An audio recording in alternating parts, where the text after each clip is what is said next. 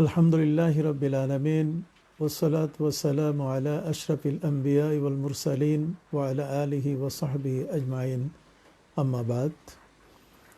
সুধী দর্শক শ্রোতা, আসসালামু আলাইকুম ওয়া রাহমাতুল্লাহি ওয়া বারাকাতুহু। পবিত্র মাহে রমাদানের আজকের এই দ্বিতীয় দিনে আপনাদের সকলকে জানাচ্ছি আন্তরিক শুভেচ্ছা এবং প্রীতি। দর্শক, মাহে রমজানের এই সময়টিতে আমরা সারা পৃথিবীতে যত মুসলমান, যত মানুষ, সকলেই বিপদগ্রস্ত। করোনা ভাইরাসের মতো একটি প্রাণঘাতী, একটি কঠিন রোগের আক্রমণে আজকে বিশ্ব অস্থির হয়ে পড়েছে। আমরা মহান আল্লাহর দরবারে মাহে রমজানের সিয়াম সাধনার মাধ্যমে আল্লাহর কাছে সবসময় আশ্রয় প্রার্থনা করব এবং তার কাছেই সাহায্য কামনা করব, যাতে আল্লাহ তাআলা আমাদের সকলকে, আমাদের পরিবার পরিজন, আত্মীয় স্বজন, আপনজন, দেশে বিদেশে যারা যেখানে আছেন, আল্লাহ বিশ্ব মুসলিমকে যেন, বিশ্ববাসীকে যেন হেফাজত করেন, আমিন। আজকের যে বিষয়টির উপরে আলোচনা, সেটি হলো তাকওয়া অর্জনে নিয়তের ভূমিকা। আপনারা সকলেই জানেন যে রমজানুল মুবারকের সিয়াম সাধনার মূল উদ্দেশ্য হলো তাকওয়া অর্জন করা। আল্লাহ সুবহানাহু ওয়া তাআলা তিনি বলছেন, ইয়া আইয়ুহাল্লাযীনা আমানু কুতিবা আলাইকুমুস সিয়ামু কামা কুতিবা আলাল্লাযীনা মিন ক্বাবলিকুম লাআল্লাকুম তাত্তাকুন। হে ঈমানদার ব্যক্তিবর্গ, তোমাদের উপর রোজা ফরজ করা হলো যেমনটা তোমাদের পূর্ববর্তীদের উপরে রোজা ফরজ করা হয়েছিল, এবং এটি তোমাদের উপরে এ কারণে ফরজ করা হয়েছে লাআল্লাকুম তাত্তাকুন, যাতে করে তোমরা মুত্তাকি হতে পারো। এই মুত্তাকি কাকে বলে? মুত্তাকি হওয়ার জন্য কি কি গুণ প্রয়োজন এবং তার বৈশিষ্ট্যাবলী কি, এই বিষয়গুলো আমাদের খুব জানা থাকা দরকার। আমরা সকলেই জানি, পবিত্র কোরআন মজিদে আল্লাহ পাক রব্বুল আলামিন তিনি নিজেই তার নিজের সম্পর্কে বলেছেন, হুয়া আহলুত তাকওয়া ওয়া আহলুল মাগফিরা। তিনি সত্যিকার অর্থে এই জগতের মধ্যে একমাত্র তাকওয়ার মালিক তিনি, তার কাছেই আমরা তাকওয়া চাইব। আর তাকওয়া শব্দের অর্থ হচ্ছে প্রকৃতপক্ষে যে সিয়ানাতুল নফসে আম্মা ইউসামু, একজন ব্যক্তি যে গুনাহগুলো করে এই সকল গুনাহ থেকে তার নিজেকে রক্ষা করা। আমরা জানি সিয়াম সাধনার এই ইবাদতে একজন ব্যক্তি যে সংযমী ভূমিকা অবতীর্ণ হন, তার মূল কাজগুলোই থাকে যাতে তার থেকে কোনো গুনাহের কাজ না হয়। তবে এখানে তাকওয়া অর্জনের জন্য একটি বিষয় হযরত আব্দুল্লাহ ইবনে মুবারক তিনি বলেছেন যে মানিত্তাকা মিয়াতা শাইয়িন ওয়ালাম ইয়াত্তাকি শাইয়ান ওয়াহিদা লাম ইয়াকুন মিনাল মুত্তাকিন। তিনি বলেছেন, একজন ব্যক্তি 100টা অপরাধ থেকে নিজকে মুক্ত করলো, কিন্তু একটা অপরাধ এখনও তার ভিতরে বিদ্যমান আছে। তার মানে 100টা গুনাহ থেকে সে নিজকে বাঁচালো, কিন্তু একটা গুনাহ এখনও সে তার থেকে নিজকে রক্ষা করতে পারেনি।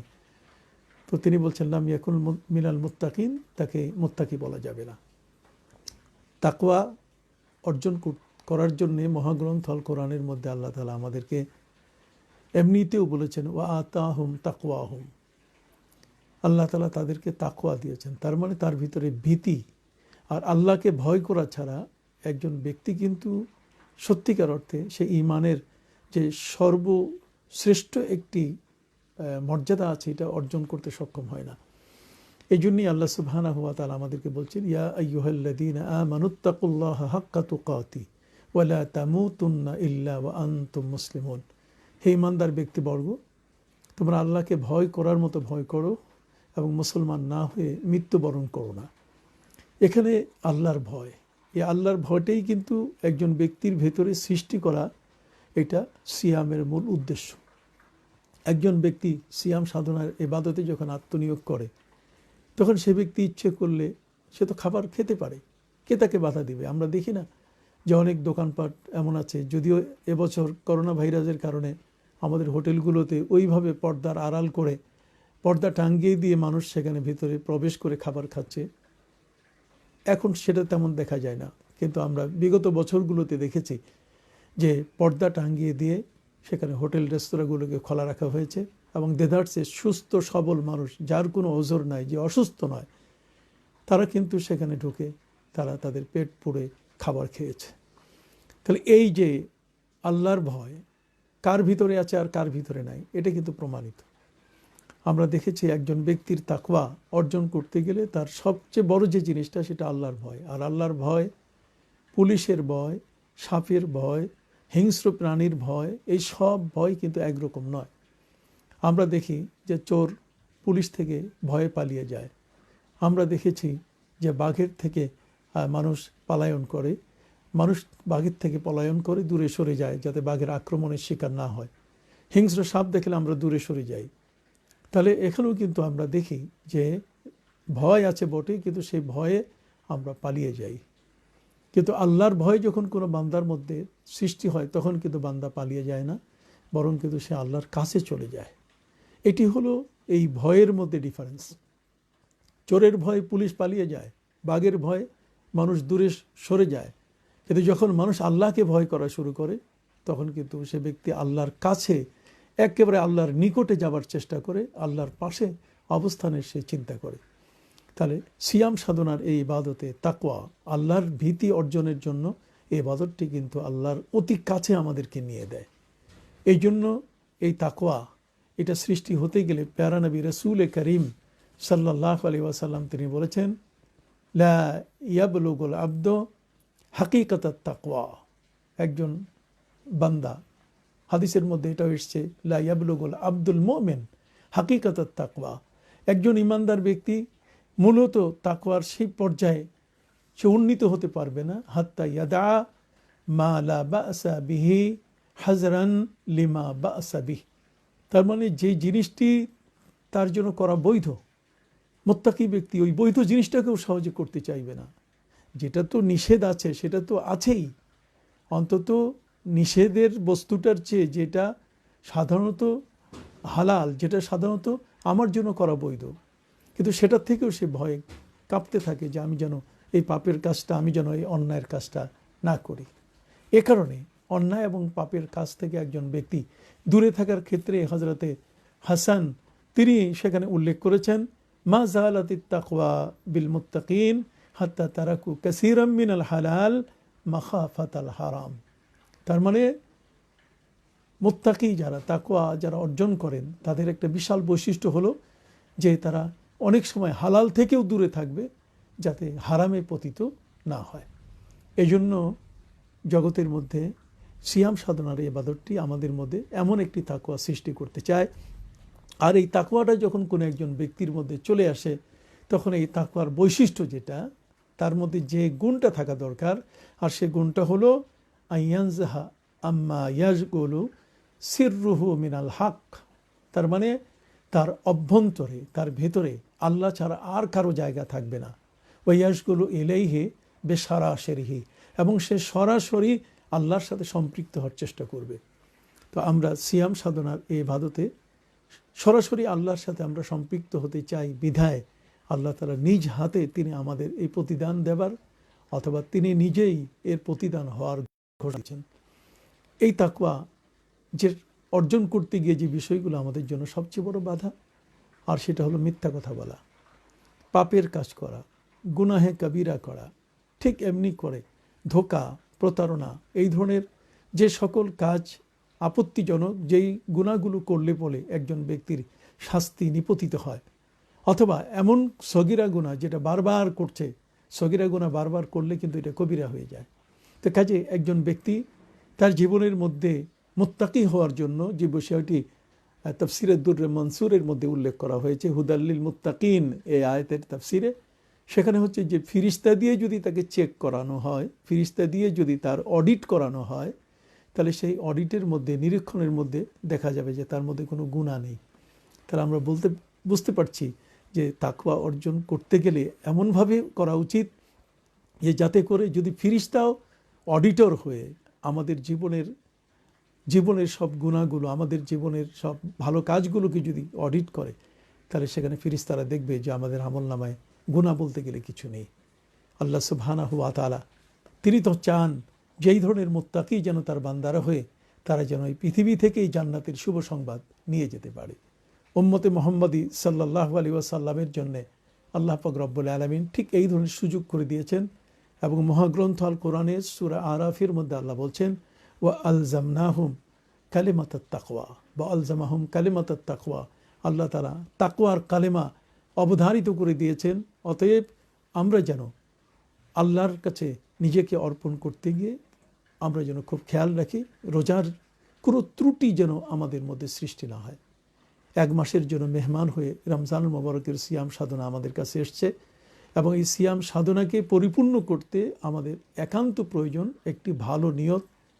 যদি নিয়তের মধ্যে ইখলাস না থাকে, নিয়তের মধ্যে যদি পবিত্রতা না থাকে, নিয়তের মধ্যে যদি আন্তরিকতা না থাকে, আমরা লক্ষ্য করে থাকি যে মানুষ হজ করে যখন ফিরে তখন তার নামের শুরুতে তিনি আলহাজ লাগান, অথবা হাজি শব্দ যদি না লেখা হয় তাহলে তিনি রাগ করে বসেন। এবাদত কিন্তু এটা নয়। আমি রোজাদার, আমি এটা কাউকে বুঝতে দিব না। আমার রোজার বহিঃপ্রকাশ ঘটবে কখন? ওই মুহূর্তে ঘটবে। নবী করিম সাল্লাল্লাহু আলাইহি ওয়াসাল্লাম বলছেন, ফা ইনসাবাহু আহাদুন ফালিয়াকুল ইন্নী ইমরাউন সাইম।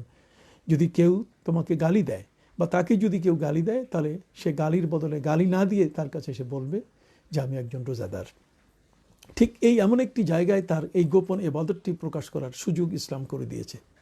কিন্তু একজন রোজাদার ব্যক্তি সে কি বলে বেড়াবে আমি রোজাদার? রোজাদার ব্যক্তির কাজ কিন্তু এটা নয়। ইবাদতটি অত্যন্ত গোপনীয় একটি ইবাদত, আর এই ইবাদত আমাদের দেহের প্রতিটি অঙ্গকে স্পর্শ করে।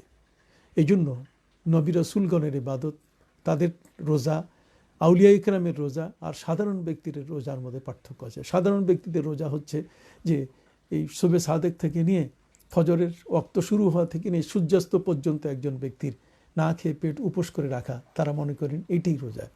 কিন্তু না, রোজা হচ্ছে তার ভিতরে যে কুচাহিদাগুলো ছিল, কুপ্রবৃত্তির কারণে এই ব্যক্তি যে খারাপ কাজগুলোর দিকে ধাবিত হতো, এই পাপের কাজ, অন্যায়ের কাজ থেকে সে এখন নিজকে বিরত রাখার জন্য তার হাত, পা, অঙ্গ প্রত্যঙ্গ, মুখ, তার জিহ্বা, তার দৃষ্টি সবগুলোকে সে নিয়ন্ত্রণে নিয়ে এসছে।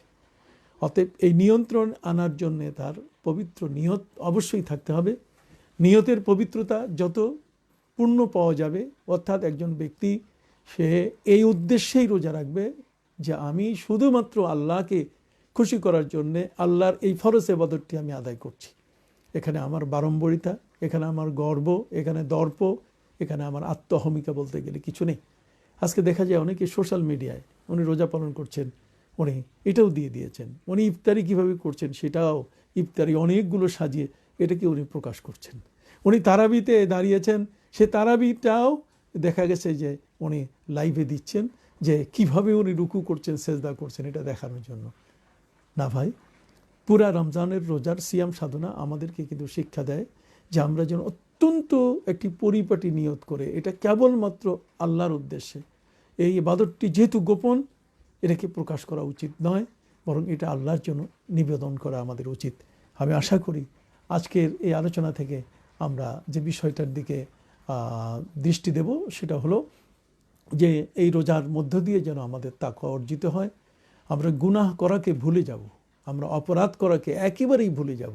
টোটালি আমরা তওবা করে নিজেকে ধুয়ে মুছে পবিত্র করে ফেলব, হাতের দ্বারা, মুখের দ্বারা, চোখের দ্বারা, পায়ের দ্বারা, নিজের মনের দ্বারা যত ধরনের গুনাহ হয়েছে সবগুলো থেকে আমরা নিজেদেরকে মুক্ত করব। যদি এই ধরনের আমরা প্রত্যয়ী হয়ে, এই ধরনের প্রতিজ্ঞাবদ্ধ হয়ে, অঙ্গীকারাবদ্ধ হয়ে যদি আমরা আমাদের এই সিয়াম সাধনায় আত্মনিয়োগ করি, অবশ্যই আমাদের এই পবিত্র নিয়তের কারণে আল্লাহ পাক রব্বুল আলামিন আমাদের সর্বোচ্চ যে মূল উদ্দেশ্যের বিষয় তাকওয়া, কোরআন নাজিল করা হয়েছে আলিফ লাম মিম যালিকাল কিতাবু লা রাইবা ফি হুদাল লিল মুত্তাকিন। এই হুদাল লিল মুত্তাকিন, কোরআন যে মুত্তাকি, যাদেরকে কোরআন হেদায়েত দিবে, সেই মুত্তাকি ব্যক্তি তৈরি হওয়ার কারখানা হলো রমজান মাস। একজন মুত্তাকি, একটা জাতির মুত্তাকি হওয়ার জন্য আজকে আমরা শুনি কি যে গম চুরি হয়েছে, চাল চুরি হয়েছে, গরিবদের পেটের খাবার চুরি হচ্ছে। কেন? তাদের অন্তরের মধ্যে আল্লাহর ভয় নেই। আল্লাহর ভয় যদি তাদের থাকতো, আল্লাহ বলছেন আমি তো তোমাদের কাছেই অবস্থান করছি। মা মিন নাজওয়া সালাসাতিন ইল্লা হুয়া রাবিউহুম ওয়ালা খামসাতিন ইল্লা হুয়া সাদিসুহুম।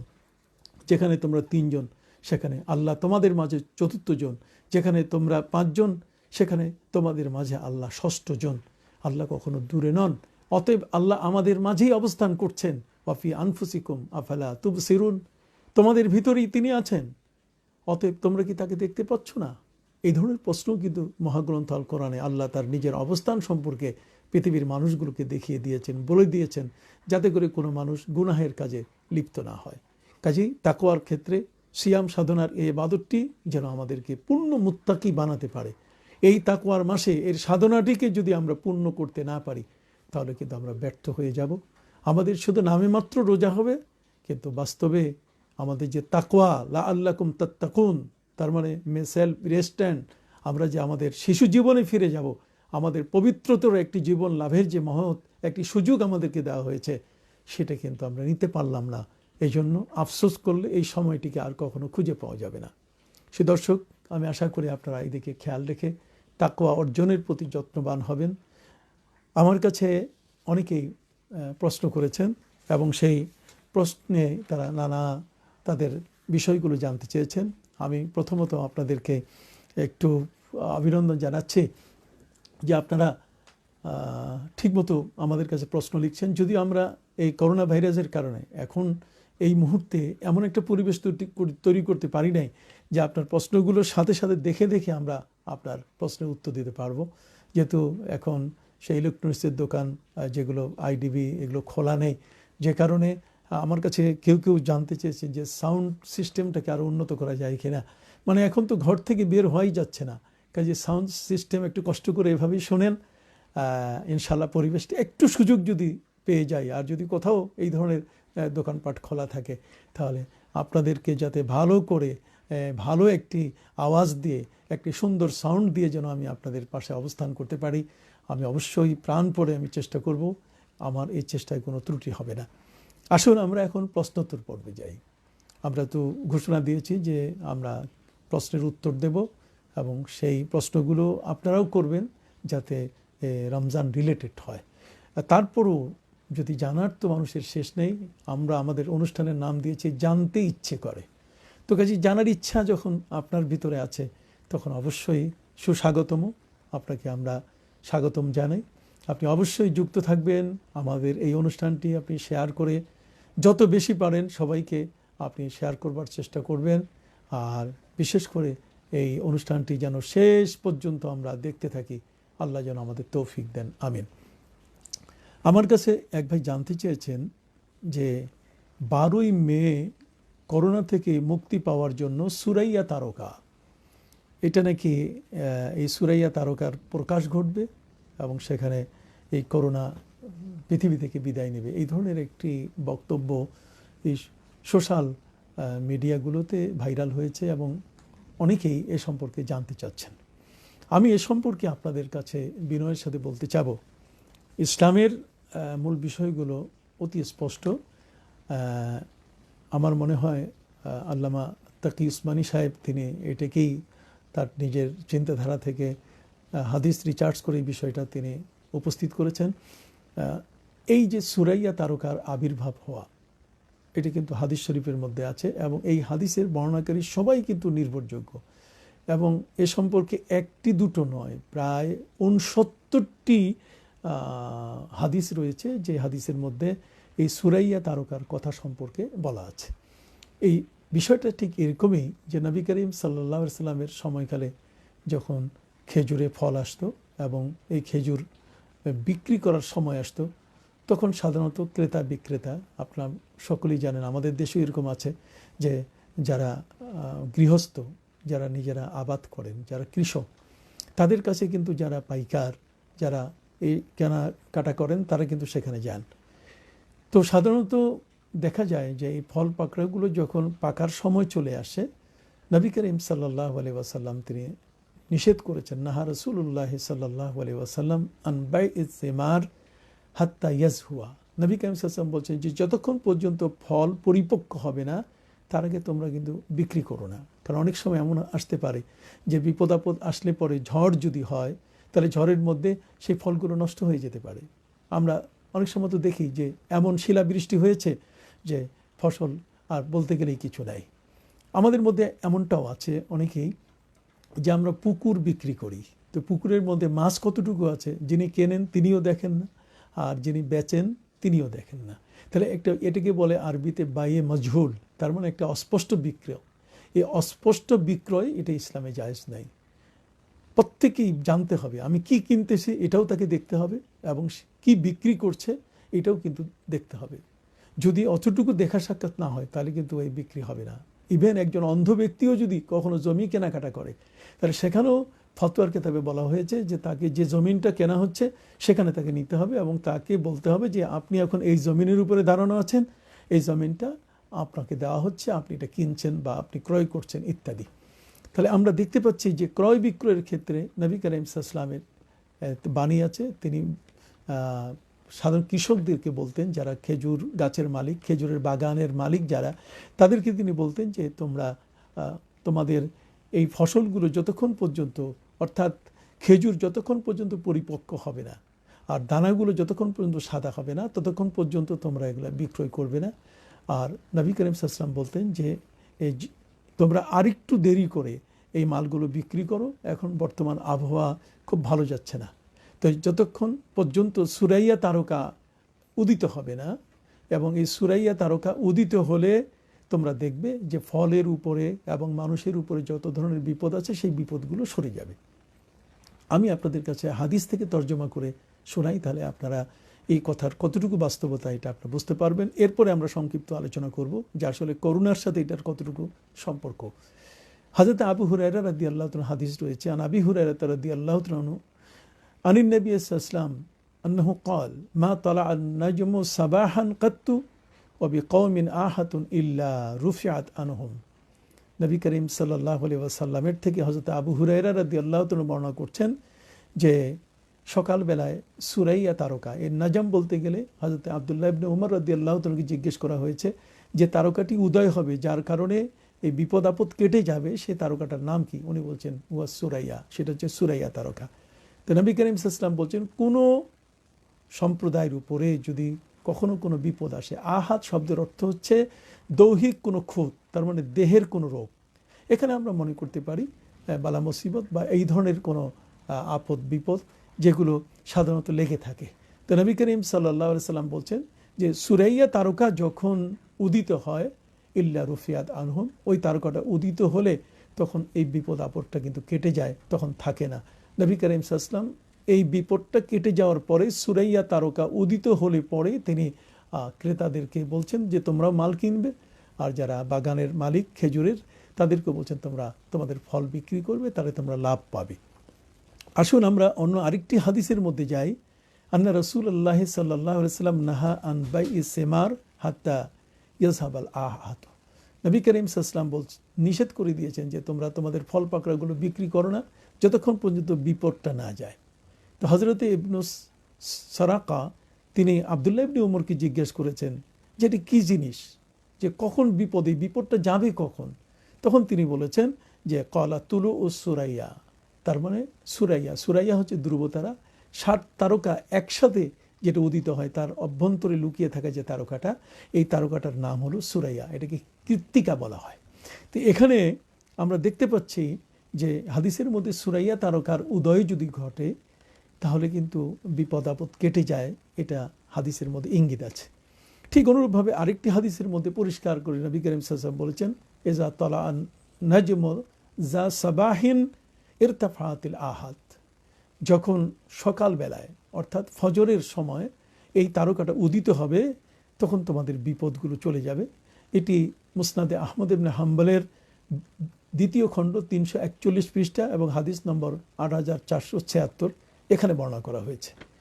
অপর দিক থেকে হযরতে আবু হুরায়রা রাদিয়াল্লাহু তাআলা আনহুর একটা হাদিস এসেছে, আন আবি হুরায়রা রাদিয়াল্লাহু তাআলা আনহু আনিন নবী সাল্লাল্লাহু আলাইহি ওয়াসাল্লাম আন্নাহু ক্বাল ইযা ইরতাফা আন-নাজমু রাফাআতিল আহাতু আন কুল্লি বালাদিন। যখন সুরাইয়া তারকাটা উদিত হবে সকালবেলায় মানে ফজরের সময়, তখন কিন্তু প্রতিটি শহর থেকে বিপদ আপদ সব কেটে যাবে, বিপদ আপদ থাকবে না। এটা তাবরানী হাদিস গ্রন্থ তাবরানী শরীফের 1ম খণ্ড 81 পৃষ্ঠা 104 নম্বর হাদিস। এখানে আমরা কিন্তু পরিষ্কার করে বুঝতে পারলাম যে ইরতাফাত মানে রুফিআতিল আহাতু মিন কুল্লি বালাদিন, মিন কুল্লি বালাদিন মানে পৃথিবীর যত শহর আছে, পৃথিবীর যত জায়গা আছে, সমস্ত দেশ অঞ্চল থেকে এই বিপদগুলো সরে যাবে। আমরা এই হাদিসের থেকে, এই হাদিসগুলো ঠিক এই ধরনের অসংখ্য হাদিস এসছে, এর থেকেই আমরা আশা করতে পারি আমাদের মধ্যে যারা তারকাবিদ, যারা নজুমি, তারা একটা হিসাব নিকাশ করেছেন যে 12ই মের এই ফজরের এই সময়টাতে ফজরের সময় এই সুরাইয়া তারকার উদয়ন ঘটবে। তো যদি এটা ঘটে, আল্লাহ তাআলা যদি আমাদেরকে এই বিপদ থেকে মুক্তি দেন, এই করোনা ভাইরাস সহ আরও যত ধরনের মুক্তি আছে, যা রোগ আছে যেমন ডেঙ্গু, এই সেই সবগুলো থেকে আল্লাহ যদি আমাদের গোটা বিশ্বকে মুক্তির ব্যবস্থা করে দেন, এটা অনেক ভালো। আর যদি বিষয়টা এমন হয় যে এটা হচ্ছে নবী করিম সাল্লাল্লাহু আলাইহি ওয়াসাল্লাম, এটা সেই মদিনার আবহাওয়াকে কেন্দ্র করে তিনি বলেছেন, কারণ মদিনার এক সময় তো আবহাওয়া ছিল, সেখানে জন্ডিস রোগ ছিল। নবী করিম সাল্লাল্লাহু আলাইহি ওয়াসাল্লাম দোয়া করে জন্ডিস রোগকে সেই এলাকা থেকে দূরে সরাই দেওয়ার ব্যবস্থা করেছেন। ঠিক অনুরূপভাবে নবী করিম সাল্লাল্লাহু আলাইহি সাল্লামের এই বাণী যেটা, সেটা হলো যে মদিনার একটা আবহাওয়া, এখনও আমাদের দেশেও কিন্তু কিছু আবহাওয়া এমন আছে, যেমন আমাদের চৈত্র মাসের পরে আমাদের কালবৈশাখী আসে। আমরা কিন্তু আমাদের কখন ধান আমরা বুনবো, কখন আমরা বপন করব, আমরা মাঠ কখন চাষ করব, এগুলো কোন সময় বৃষ্টি হবে, কোন সময় হয় না, এগুলো কিন্তু আমাদের যেমন জানা আছে। ঠিক ওই সময়কালে এই ধরনের এই বালা মুসিবত কোন সময় আসে এবং ফল পাকড়া এই সময়কালে সাধারণত ক্ষতির শিকার হয়ে যায়। সুরাইয়া তারকাটা উদিত হয়ে গেলে পরে তখন ফসলগুলো নিরাপদ হয়ে যায় এবং ওই মুহূর্তে যারা বাগানের খেজুর বিক্রেতা, যারা এই ধরনের শস্য বিক্রেতা, তারা আর ক্ষতিগ্রস্ত হয় না, এবং যারা ক্রেতা এরা যদি কিনে ফেলে তারাও ক্ষতিগ্রস্ত হয় না। কিন্তু এই সুরাইয়া তারকার আগে যদি কেউ ক্রয় বিক্রয় করে, তাহলে সেই ক্রয় বিক্রয়ের যে সামগ্রীগুলো, তাদের সে মালামালগুলো, এগুলো কিন্তু ক্ষতিগ্রস্ত হওয়ার সম্ভাবনা সবচেয়ে বেশি। তাহলে আমরা দেখতে পাচ্ছি যদি এটা ওই এলাকার আবহাওয়ার সাথে হয়, তাহলে তো বেশ সেখানকার সাথে সম্পৃক্ত। কিন্তু হযরত আবু হুরায়রা রাদিয়াল্লাহু তাআলা হাদিসের মধ্যে কিন্তু আমরা দেখতে পেলাম যে রুফিয়াতিল আহাতু আন কুল্লি বালদিন, তার মানে সারা পৃথিবীর প্রত্যেকটা শহর যেখানে যেখানে আছে সুরাইয়া তারকা যদি উদিত হয়, তাহলে সব জায়গা থেকে যত ধরনের এই ধরনের বিপদগুলো সব কিন্তু উঠে যাবে। তাহলে আমরা আশা করতে পারি যে আল্লাহ পাক রব্বুল আলামিন যেন আমাদেরকে ঠিক এই সুরাইয়া তারকার উদয়নের মাধ্যমে আল্লাহ যেন তার পক্ষ থেকে আমাদেরকে বিপদ আপদ থেকে মুক্তির ব্যবস্থা করে দেন। আর যদি কোনো কারণে এর পরেও থেকে যায়, তাহলে আমরা বলবো যে এটা মদিনা শরীফের আবহাওয়ার সাথেই এই হাদিসখানা সম্পৃক্ত। এই হাদিসকে নিয়ে বিরূপ মন্তব্য করার কোনো সুযোগ নাই। হ্যাঁ, তবে এমনটা হতে পারে যে আমরা তো নানা ধরনের অপরাধ করেছি, এই অপরাধ আল্লাহর কাছে ক্ষমা পাওয়ারও তো একটা সময়ের দরকার। একটা মানুষ যখন জেলে যায়, তখন কিন্তু যেই দিনে যায় সেদিনে মুক্তি পায় না, তার কিন্তু মুক্তি পাইতে সময় লাগে। তো কাজেই আল্লাহর পক্ষ থেকে আমাদের উপরে এই বিপদটি, এটা যেন সারা বিশ্ব থেকে তাড়াতাড়ি কেটে যায়, আমরা আল্লাহর কাছে দোয়া করছি। নবী করিম সাল্লাল্লাহু আলাইহি ওয়াসাল্লামের এই হাদিসের আলোকে আল্লাহ মুক্তির ব্যবস্থা করে দেন, আমরা আল্লাহর কাছে প্রার্থনা করছি। আরেকজন আমাদের কাছে জনাব মুশতাক আহমদ, তিনি জানতে চেয়েছেন যে রোজার নিয়ত কি বেদাত? নাওয়াইতু আন আসুমা গাদান মিন শাহরে রমাদান, বা এই ধরনের আগামীকাল রোজা রাখবো, এই কথাটি দিয়ে নিয়ত করা এটা বৈধ কিনা, এটা বেদাত কিনা? দেখুন, এটাও একটা মারাত্মক বিষয় যে আমাদের সমাজের ভিতরে এই রোজার মাস যখন আসে, তখনই কিছু মাওলানা সাহেব, আমাদের দেশের কিছু মানুষ, তারা কিন্তু এই বিষয়গুলো নিয়েই এমন কিছু কথা বলে ফেলেন যাতে করে যারা রোজাদার তারা বিভ্রান্তিতে পড়ে যান।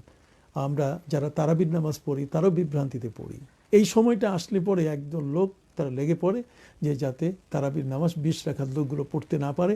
8 রাকাত পড়ার ব্যাপারে তাদের চেষ্টার কমতি থাকে না। সোশ্যাল মিডিয়া বলতে গেলে সবটাই তারা দখল করার চেষ্টা করে এবং আমাদের কাছে তারা তাদের বিভ্রান্তিমূলক কথাগুলো প্রচার করে, বিশাল একটা দল তৈরি করে তাদের ছবি পর্যন্ত তারা প্রচার করে যে এত বড় বড় আলেম তারা এই পথে তারা একমত হয়েছেন।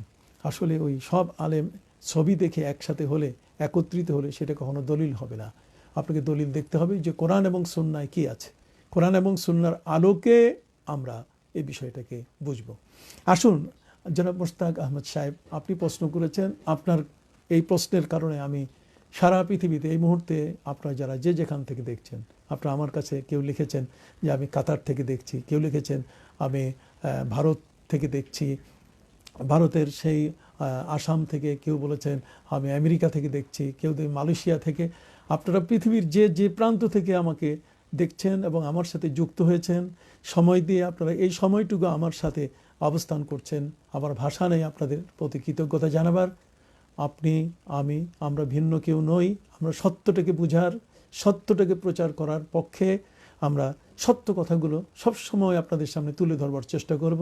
এখানে আমাদের কোনো ব্যক্তি স্বার্থ নাই, এখানে কোনো পক্ষপাতিত্ব নাই। কাউকে আঘাত করা, আক্রমণ করাও আমাদের কোনো উদ্দেশ্য নয়। আমাদের উদ্দেশ্য একটাই, যাতে মানুষগুলো বিভ্রান্ত না হয়, তাদের ইবাদতগুলো যেন সহি সালামতির সাথে আল্লাহর দরবারে যেন কবুল হয়। আমরা সেই নিয়তেই কিন্তু আপনাদের সামনে কথা বলতে বসেছি। এখানে আমাদের নিজেকে জাহির করা, নিজেকে প্রকাশ করা, অথবা কোনো পক্ষকে এস্টাবলিশ করা বা কোনো পক্ষকে দমন করা, এ উদ্দেশ্য কিন্তু আমাদের নয়। আমাদের উদ্দেশ্য হচ্ছে যে কোরআন এবং সুন্নাহর ভিতরে কি আছে। আমরা দেখেছি যে যারা এই নিয়ত সম্পর্কে এই সমস্ত কথাবার্তা বলছেন, আমরা কি বলবো, এটাকে আবল তাবল বলবো না এটা উল্টাপাল্টা বলবো, কোনটা বলবো? যেমন খুশি তেমন যে যেভাবে তারা নিজেকে ভাইরাল করার জন্য অথবা সবার কাছে প্রচার করার জন্য তারা বলে বেড়াচ্ছেন। নিয়ত সম্পর্কে আপনারা সকলেই জানেন, নিয়তের একটি হাদিস আছে। আর সেই হাদিসটি হলো ইমাম বুখারী আলাইহির রহমান তার বুখারী শরীফের প্রথম খণ্ডের প্রথম হাদিসটি, অর্থাৎ সারা বুখারীতে ৭,৩৭৫খানা হাদিসের প্রথম হাদিসটাকেই তিনি নিয়তের হাদিস হিসেবে এনেছেন। এবং সেখানে তিনি নবী করিম সাল্লাল্লাহু আলাইহি ওয়াসাল্লামের থেকে হযরতে ওমর ফারুক রাদিয়াল্লাহু তাআলা আনহুর সেই বর্ণনা তিনি নিজেই শুনেছেন, যেটা নবী করিম সাল্লাল্লাহু আলাইহি ওয়াসাল্লাম বলছেন, ইন্নামাল আমালু বিন্নিয়াত ওয়া ইন্নামা লিইমরিইম মা নাওয়া ফামান কানাত হিজরাতুহু ইলাল্লাহি ওয়া রাসূলি ফাহিজরাতুহু ইলাল্লাহি ওয়া রাসূলি ওমান কানাত হিজরাতুহু ইলা দুনিয়া আও ইলা ইমরাআতিন ইয়ানকিহুহা ফাহিজরাতুহু ইলা মা হাজারা ইলাই আও কামা ক্বালা রাসূল সাল্লাল্লাহু আলাইহি ওয়াসাল্লাম। সহিহ বুখারী শরীফে এই নিয়তের হাদিসের মধ্যে যে কথাটি বলা হলো, ইন্নামাল আমালু বিন্নিয়াত, প্রতিটি আমল নিয়তের উপরে তার সওয়াব দেওয়া হবে। তাহলে আমলের মূল ভিত্তি হলো নিয়ত। আপনি আমলের সওয়াব তখনই পাবেন, সওয়াবের মূল ভিত্তি একটি আমলের, সেটি হলো নিয়ত। যত শুদ্ধ নিয়ত হবে ততই কিন্তু আপনার আল্লাহর কাছে পুরস্কারটা তত বেশি পরিমাণে আপনি পাবেন। নিয়ত, এই নিয়তের হাদিস হচ্ছে এটি ইমাম বুখারী রহমতুল্লাহি আলাইহি এটা তার বুখারী শরীফের মুকুট বানিয়ে দিয়েছেন। নিয়ত হলো ইমানদার ব্যক্তির প্রতিটি কাজের মুকুট।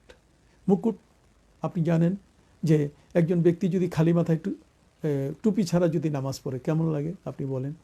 একজন রাজা, তার মাথায় যদি মুকুট না থাকে তাহলে কেমন লাগে আপনি বলেন? একজন মহিলা, তার মাথায় যদি পর্দার কাপড় না থাকে তাহলে কেমন লাগে আপনি বলেন? তো ঠিক অনুরূপভাবে আপনি ইবাদত করবেন, আপনার নিয়ত নাই, ঠিক তেমনই লাগবে। নিয়ত হচ্ছে, এটি হচ্ছে সমস্ত ইবাদতের মুকুট। যতগুলো আমল আপনি করবেন, যতগুলো কাজ আপনি করবেন, এই প্রত্যেকটি কাজের পূর্বে আপনার নিয়ত হচ্ছে মুকুট। আপনি নিয়ত করলেন না, আপনি মুকুট হারিয়ে ফেললেন। এটা হচ্ছে ইসলামের এমন একটি গুরুত্বপূর্ণ বিষয়। নবী করিম সাল্লাল্লাহু আলাইহি ওয়াসাল্লাম নিজেও বলেছেন, ইন্নামাল আমালু বিন্নিয়াত। ওলামায়ে কেরাম ব্যাখ্যা করেছেন, ইন্নামা তুসাবুল আমালু বিন্নিয়াত, তার মানে নিয়তের উপরে আমলের সওয়াব দেওয়া হবে। আপনার নিয়ত নাই, আপনার সওয়াবও নাই। অতএব নিয়ত এটা অত্যন্ত একটি গুরুত্বপূর্ণ বিষয়। আপনি জানেন না যে আমরা নিজেরাও জানি যে আজ থেকে 1 বছর পরে আমরা কি করব। আমরা তো প্রোগ্রাম করে থাকি, যারা হজে যান, হজে যাওয়ার জন্য তারা নিজে নিজে, আপনারা দেখেন আমাদের দেশে রেজিস্ট্রেশন হচ্ছে সেই 6 মাস 1 বছর আগে, কেউ কেউ 2 বছর আগে কিন্তু নিয়ত করে রেখেছেন যে আমাকে আল্লাহ হজে নিলে আমি যাব। তাহলে 2 বছর আগে নিয়ত করা এটা কি না জায়েজ? আপনি আজকে বলছেন যে না, আগামীকালের জন্য আজকে নিয়ত করা এটা যাবে না। নাওয়াইতুন আসুমা গাদাম মিন শাহরে রমাদান, এই যে এই ধরনের শব্দে নিয়ত করা যাবে না, গাদান শব্দটা ব্যবহার করা, এটা কোনো হাদিসের মধ্যে তারা বলছেন নাই। এবং তারা বলতে চাচ্ছেন যে এই ধরনের নিয়ত বলতে গেলে কিছু নাই। এবং তারা আরও বলছেন যে মুখে কোনো নিয়ত বলতে গেলেই কোনো নিয়ত নাই, মুখে কোনো নিয়ত বলা যাবে না। আমরা যে নাওয়াইতুন উসাল্লি আলিল্লাহি তাআলা, আমরা এই নামাজের ক্ষেত্রে নাওয়াইতুয়ান বলি, আমরা রোজার ক্ষেত্রে নাওয়াইতুয়ান আসুমা গাদাম মিন শাহরে রমাদান আমরা বলি। এই বিষয়গুলো তারা বলতে চান যে এগুলোর অস্তিত্ব বলতে গেলে আদৌ কিছু নাই। আমরা আজকে আপনাদের সামনে এই বিষয়টা একটু বলতে চাই, যেহেতু আপনি প্রশ্ন করেছেন। আর আপনারা, আমরা যারা আছি, আমাদের এই বিষয়টা প্রত্যেকের সামনে উপস্থিত হওয়া দরকার। আমি তো বলেছি যে ইমাম বুখারী রহমতুল্লাহি আলাইহির মতো ব্যক্তি, তিনি সেই বুখারী শরীফের পুরোটার প্রথম হাদিস কিন্তু নিয়তের হাদিস। তার মানে নিয়তটাকে তিনি মুকুট বানিয়েছেন। আর এই নিয়ত ছাড়া, যার নিয়ত যত পবিত্র তার কাজ কিন্তু তত পবিত্র, তার কাজ তত স্বচ্ছ। অতএব সেই নিয়তের ক্ষেত্রে আমরা যেন কোনো ক্রমে আমরা এই নিয়ত মুখে পড়া যাবে কি না, নিয়ত মুখে বলা এটা কতটুকু বৈধতা, এ সম্পর্কে আমি একটু আপনাদের সামনে তুলে ধরতে চাই। আর সেটা হলো যে নিয়ত এটা মুখে তালাফুজ করা, এটাকে মুখে উচ্চারণ করা, এটা কিন্তু শরিয়া আপনার আমার কারোর কাছে কিন্তু কখনো বাধা দেয়নি। বরং আমরা যদি দেখি তাহলে আমরা ওলামায়ে দেওবন্দ সহ আমরা যারা এই বাংলাদেশ সহ সারা পৃথিবীতে যারা সত্যিকার অর্থে কোরআন এবং সুন্নাহর উপরে আমাদের ফকিহ যারা সত্যিকার অর্থে যারা ফিকাহকে চর্চা করেন, তারা কিন্তু স্পষ্ট করে বলে দিয়েছেন যে নিয়ত এটি মুখের উচ্চারণ করা এটা উত্তম। আর তালাফুজ বিনিয়াত, নিয়তকে মুখে উচ্চারণ করা এটা অত্যন্ত একটি গুরুত্বপূর্ণ বিষয়। এবং এর উপরে আমি একখানা কিতাবও লিখেছি যে 113 মাসআলায় বিভ্রান্তির সমাধান।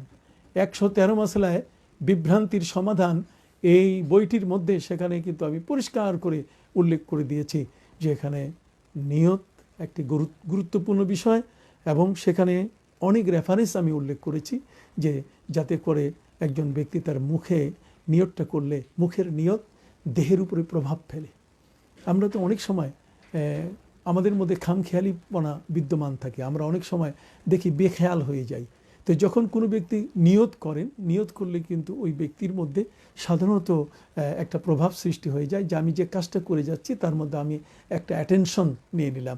তো যখন কোনো ব্যক্তি ভাষায় তার কথা এটা উচ্চারণ করে তখন কিন্তু তার গোটা দেহের মধ্যে এর প্রভাবটা বিস্তার করে। মানে যে কাজটা সে করতে যাচ্ছে সে মুখে উচ্চারণ করলো, আর না হলো অন্তত কান আর মুখের সাথে যেন, এই মুখ আর কানের সাথে যেন তার একটু সম্পর্ক থাকে। এই দুটোর মধ্যে সম্পর্ক না থেকে একজন ব্যক্তি কি করতে যাচ্ছে সে মনে মনে, আমরা এটা স্পষ্ট করে এটা স্বীকার করতে চাই, আমরা বলতে চাই যে নিয়তের মহল হলো কালব, তার মানে ও মাহাল্লুহা আল কালব ও তালাফুজ বিল লিসান মুস্তাহাব। এবং একজন ব্যক্তি যদি মুখ দিয়ে নিয়ত উচ্চারণ করে তাহলে এটা শ্রদ্ধেয় ওলামায়ে কেরাম এই পৃথিবীতে যারা ইলমে ফিকাহকে চর্চা করেছেন, যারা হাদিসের উপরে থেকে নিজের পরিচয় দিয়ে থাকেন, যারা মযহাব মানেন না, তারা আসলে ফিকার অস্তিত্বকে তারা সহজে স্বীকার করেন না, তাদের জন্য মানা বড় কষ্ট হবে।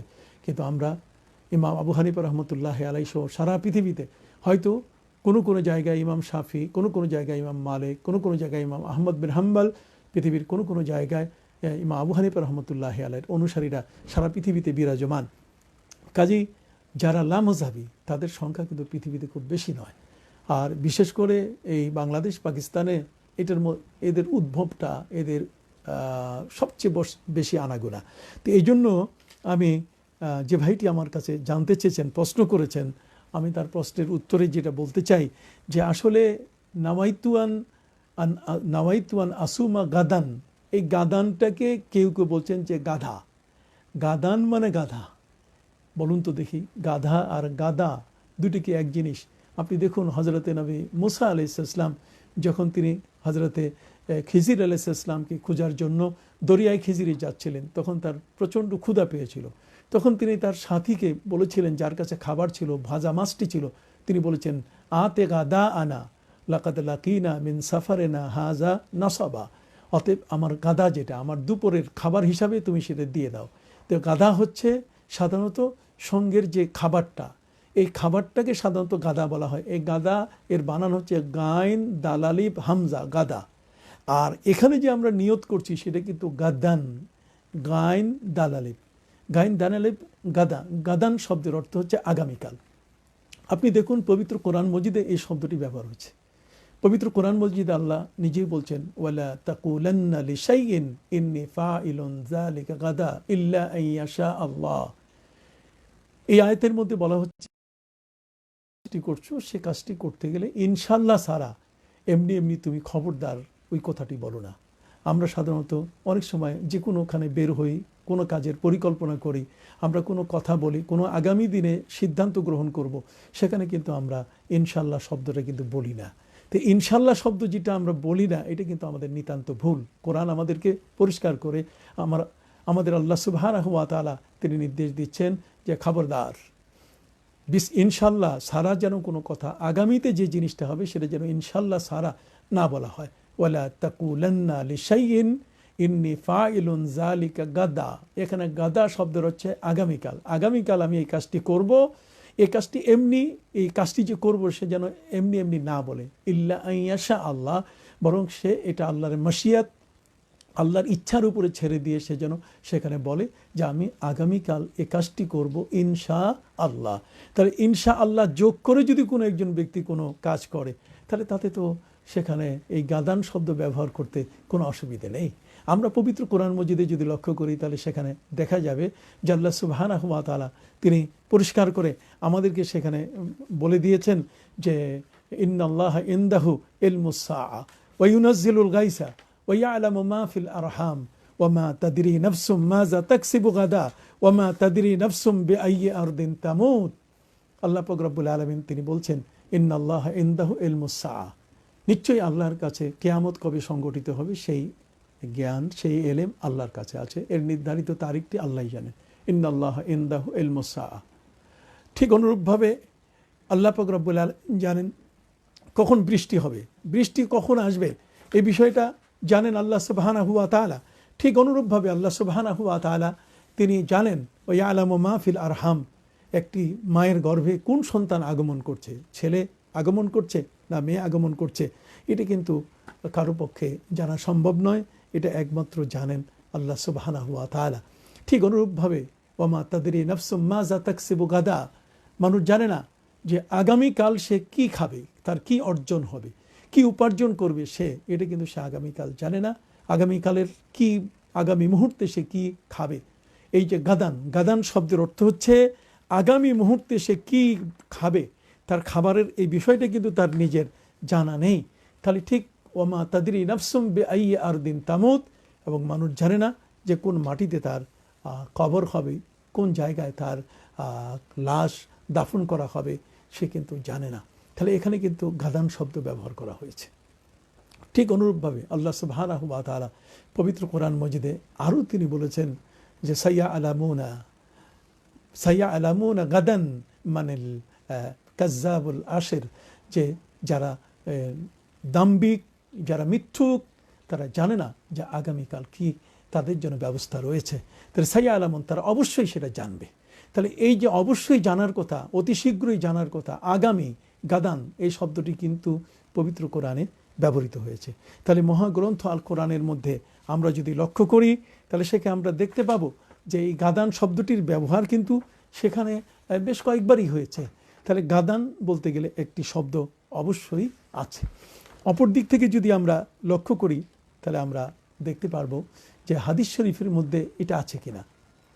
আমরা দেখেছি যে হযরতে আব্দুল্লাহ ইবনে ওমর রাদিয়াল্লাহু তাআলার একটি হাদিস আছে, সে হাদিসের মধ্যে একজন মহিলা নবী করিম সাল্লাল্লাহু আলাইহি সাল্লামের কাছে এসেছে। আন ইবনে উমর রাদিয়াল্লাহু তাআলা আনহু আন্নাহু ক্বাল জাআত ইমরাতুন ইলা নবী সাল্লাল্লাহু আলাইহি ওয়াসাল্লাম ফাকালাত ইয়া রাসূলুল্লাহ সাল্লাল্লাহু আলাইহি ওয়াসাল্লাম নাওয়াইতু আন উতিয়া হাযা সাওবা আকরামাল আরব فقال رسول الله صلى الله عليه وسلم اعطيه هذا الغلام يعني সাইদ ইবনুল আস। নবী করিম সাল্লাল্লাহু আলাইহি ওয়াসাল্লামের কাছে একজন মহিলা এসে বলল যে নবী, নাওয়াইতু আন উতিয়া হাযা সাওবা, হে নবী আমি নিয়ত করছি আমার এই কাপড়টা এই আরবের একজন সবচেয়ে বুজুর্গ একজন ভালো মানুষকে আমি দেব। তাহলে এখানে কিন্তু নাওয়াইতু আন উতিয়া, নাওয়াইতু শব্দ কিন্তু মুখে উচ্চারণ হয়েছে, এটা হাদিসের মধ্যে এসছে। এবং এই হাদিসখানা কানজুল উম্মালের এই 13 খণ্ড 420 পৃষ্ঠা এবং 37,118 নম্বর হাদিস এটি। অপর দিক থেকে ইবনে আসাকিরের মধ্যে এটি উল্লেখ করা হয়েছে, এর খণ্ড হলো 21 এবং হাদিস নম্বর হলো 108। এখানে কিন্তু আমরা দেখতে পাচ্ছি সেই মহিলা কিন্তু নবী করিম সাল্লাল্লাহু আলাইহি ওয়াসাল্লামের সামনে প্রকাশ্যে তার মুখ দিয়ে এসে বলেছে, উচ্চারণ করে, নাওয়াইতু আন উতিয়া হাযা সাওবা আকরামাল আরব। তার মানে আরবের সবচেয়ে বড় যে বুজুর্গ যে মানুষটা আমি তাকে দিতে চাই। তখন নবী করিম সাল্লাল্লাহু আলাইহি ওয়াসাল্লামের সামনে দাঁড়ানো ছিলেন হযরতে সাইদ ইবনুল আস রাদিয়াল্লাহু তাআলা। নবী করিম সাল্লাল্লাহু আলাইহি ওয়াসাল্লাম বলছেন, তাহলে তুমি তাকেই এটা দিয়ে দাও, এই যুবক এখানে দাঁড়ানো আছে, তুমি এই যুবককে দিয়ে দাও। সেই মহিলা যুবককে দিয়ে দিয়েছে। তাহলে আমরা কিন্তু হাদিসের শব্দের মধ্যে নাওয়াইতু আন গাদা এই শব্দটি নাওয়াইতু শব্দ, এটা যে উচ্চারণ করা যাবে এই বিষয়টা আমরা কিন্তু হাদিসের মধ্যে খুঁজে পেলাম। ঠিক অপর দিক থেকে যদি আমরা দেখতে চাই, তাহলে আমরা কিন্তু হজরতে সালমা ইবনুল আকওয়া তিনি যে হাদিসটি বর্ণনা করেছেন, আর সে হাদিসটি খাইবারের যুদ্ধের ব্যাপারে। সেখানে নবী করিম সাল্লাল্লাহু আলাইহি ওয়াসাল্লাম তিনি ঘোষণা দিয়েছিলেন যে আগামীকালকে আমি আমার এই পতাকা যার হাতে দেব সেই কিন্তু খাইবারের কিল্লাকে জয় করবে, এবং সেদিন আমরা তার মাধ্যমেই কিন্তু কিল্লা আমরা বিজয় করব, কিল্লা বিজিত হবে তার মাধ্যমে। সে কোন ব্যক্তি, কে ছিলেন তিনি?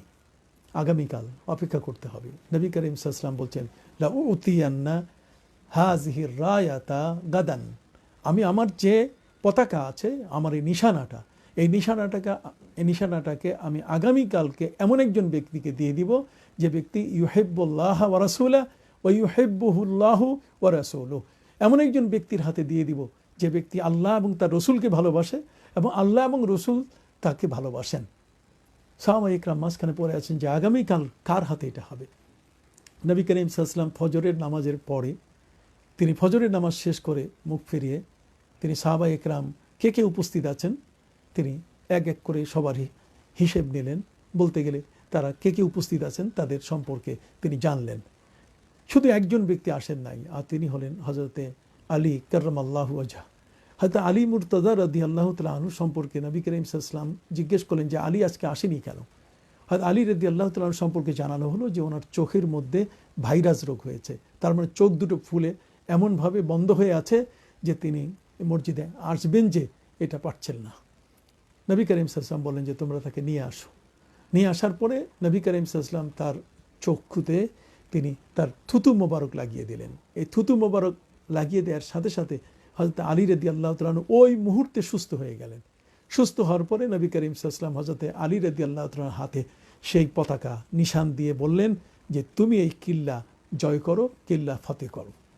হযরতে আলী রাদিয়াল্লাহু তাআলা আনহু ঘোড়ার পিঠে চড়ে তখন তিনি হায়দারি হাঁক দিয়ে ওই কিল্লার চতুর্দিকে যখন চক্কর দিলেন, চক্কর দেওয়ার পরে তাদের যে গেটটি ছিল কোনো কোনো বর্ণায় এটা 80 মণ ওজন ছিল, অপর বর্ণায় এসছে 800 মণ ওজন, যেটি হোক না কেন অনেক ভারী গেট ছিল।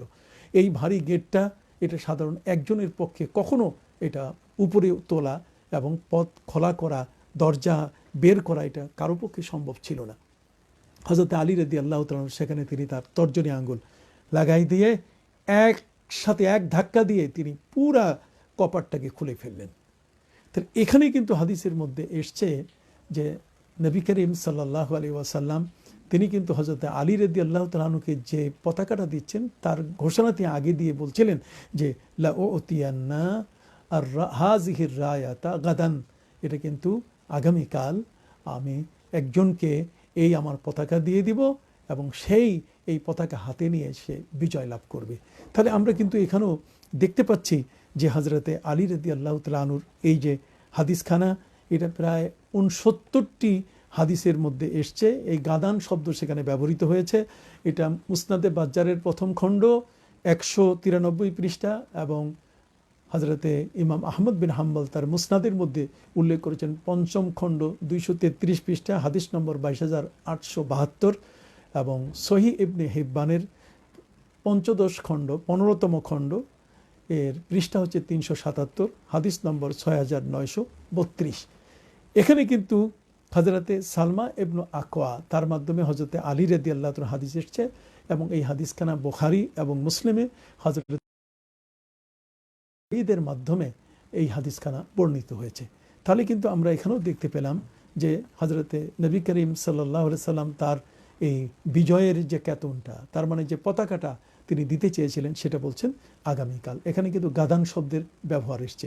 তো কাজে গাদান শব্দের অর্থ কিন্তু গাধা না।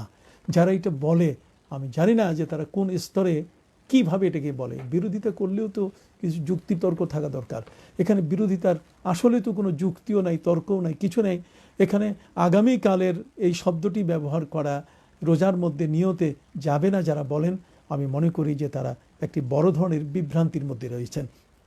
ঠিক এমনি করে আমরা যদি ফতোয়ার কিতাবগুলোতে দেখি তাহলে দেখতে পাবো আল বাহরুর রায়েক 4th খণ্ড 441 পৃষ্ঠা এই 41 পৃষ্ঠার মধ্যে তিনি সেখানে পরিষ্কারভাবে উল্লেখ করেছেন, ফালাউ কালা নাওয়াইতু আন আসুমা ইনশা আল্লাহ সাহা নিয়াতুহু সাহাত নিয়াতুহু। তিনি বলছেন যদি কেউ বলে যে নাওয়াইতুয়ান আসুমা ইনশাআল্লাহ, নাওয়াইতুয়ান আসুমা গাদান ইনশাআল্লাহ, যদি কোনো ব্যক্তি এই ধরনের নিয়ত করে যে আগামীকালকে আল্লাহ চাহে তো আমি রোজা রাখবো, তাহলে কিন্তু তার নিয়ত এটা শুদ্ধ হয়ে যাবে। এ ধরনের অনেক কথা ফিকা ফতোয়ার কিতাবে এসছে, জাওহারা নাইয়ারা, ঠিক এমনি করে ফতোয়াই হিন্দিয়া, আমরা যেটা ফতোয়া আলমগিরি বলি, সেখানেও কিন্তু বলা হয়েছে যে রাতের বেলায় আমরা জাওহারা নাইয়ারার মধ্যে সেখানে 2য় খণ্ড এর 15তম পৃষ্ঠার মধ্যে উল্লেখ করা হয়েছে, এজা নাওয়া বিল্লাইল নাওয়াইতুয়ান আসুমা গাদান লিল্লাহি তাআলা মিন ফরজ রমজান। যদি কোনো ব্যক্তি এই ধরনের নিয়ত করে যে আমি আগামীকাল এই ফরজ রমজানের রোজা আমি রাখার নিয়ত করলাম, তাহলে এখানে বলা হচ্ছে সাহাত নিয়াতুহু, তার নিয়ত কিন্তু এটা শুদ্ধ হবে। ঠিক অনুরূপভাবে এখানে একটি বিষয় আমাদের জানা দরকার, যেহেতু পবিত্র কোরআনে বলা হয়েছে যে ওয়ালা তাকুলান্না লিশাইইন ইন্নী ফাইলুন যালিকা গাদা ইল্লা আইয়াশা আল্লাহ, তার মানে ইন্নী ফাইলুন যালিকা গাদান, আগামীকাল যে কাজটা আমি করব সেটার সাথে ইনশাল্লাহ যোগ করতে হবে। এখন ইনশাল্লাহ দিয়ে যদি কেউ তালাক দেয় তার স্ত্রীকে, ইনশাল্লাহ শব্দ ব্যবহার করে কেউ যদি বেচা কেনা করে, তাহলে এই ধরনের ইনশাল্লাহ বলে যদি কেউ তার দাসকে মুক্ত করে দেয়, তাহলে কিন্তু মুক্ত হবে না। ইনশাল্লাহ বলার কতগুলো জায়গা আছে, যে জায়গাগুলোতে আপনি ইনশাল্লাহ বলবেন। আপনি যদি বলেন আমি গরু কিনছি, গরু কিনতে যাব ইনশাল্লাহ, তারপর টাকা চুরি হয়ে গেছে ইনশাল্লাহ, গরু কিনতে পারি না ইনশাল্লাহ, তো এই সব শব্দ কিন্তু এইভাবে ব্যবহার করা যাবে না। এখানে রোজার ক্ষেত্রে যে ইনশাল্লাহ শব্দ ব্যবহার করার পরও নিয়ত যে শুদ্ধ হচ্ছে, এটার উদ্দেশ্য হচ্ছে যে এটা হচ্ছে তালাবুল ইস্তেআনা ওয়া তালাবুত তৌফিক মিনাল্লাহ। যখন আমরা ইনশাল্লাহ বলবো তখন কিন্তু এর উদ্দেশ্য এই নয় যে আমি যে রোজাটা রাখবো সে রোজাটা ঠিক ওইরকম তালাক অথবা বিক্রি অথবা কাউকে স্বাধীন করার মতো, যে ইনশাল্লাহ শব্দ বললে এগুলো কিন্তু তালাক হয় না। কেউ যদি তার স্ত্রীকে বলে যে তোমাকে 3 তালাক দিলাম ইনশাল্লাহ, তাহলে কিন্তু এই তালাক হবে না। ইনশাল্লাহ আল্লাহর উপরে ছেড়ে দিয়ে যদি কেউ এই ধরনের তালাক দেয়, তাহলে এটা গ্রহণযোগ্য হবে না। কিন্তু রোজার ক্ষেত্রে গ্রহণযোগ্য হবে এ কারণে যদি ইনশাল্লাহ বলা হয়, আর সেটা এই কারণে যে তালাবুল ইস্তেআনা, উদ্দেশ্য হলো আল্লাহর কাছে সাহায্য প্রার্থনা করে, যে আগামীকাল যে রোজাটা আমি রাখতে যাচ্ছি সেটি আল্লাহর কাছে আমি সাহায্য প্রার্থনা করছি, ওয়া তালাবুত তৌফিক, এবং তার কাছে আমি শক্তি কামনা করছি তিনি যেন আমাকে আগামীকালের রোজাটি পালন করার তৌফিক দান করেন।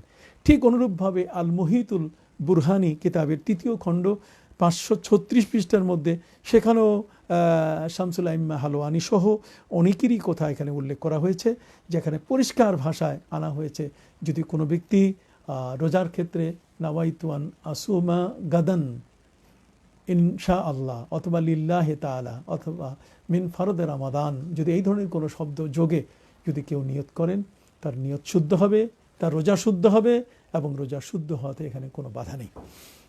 আরেক ভাই আমাদের কাছে জানতে চেয়েছেন যে তারাবির প্রত্যেক রাকাতে কি 2টো করে সূরা পড়তে হয়?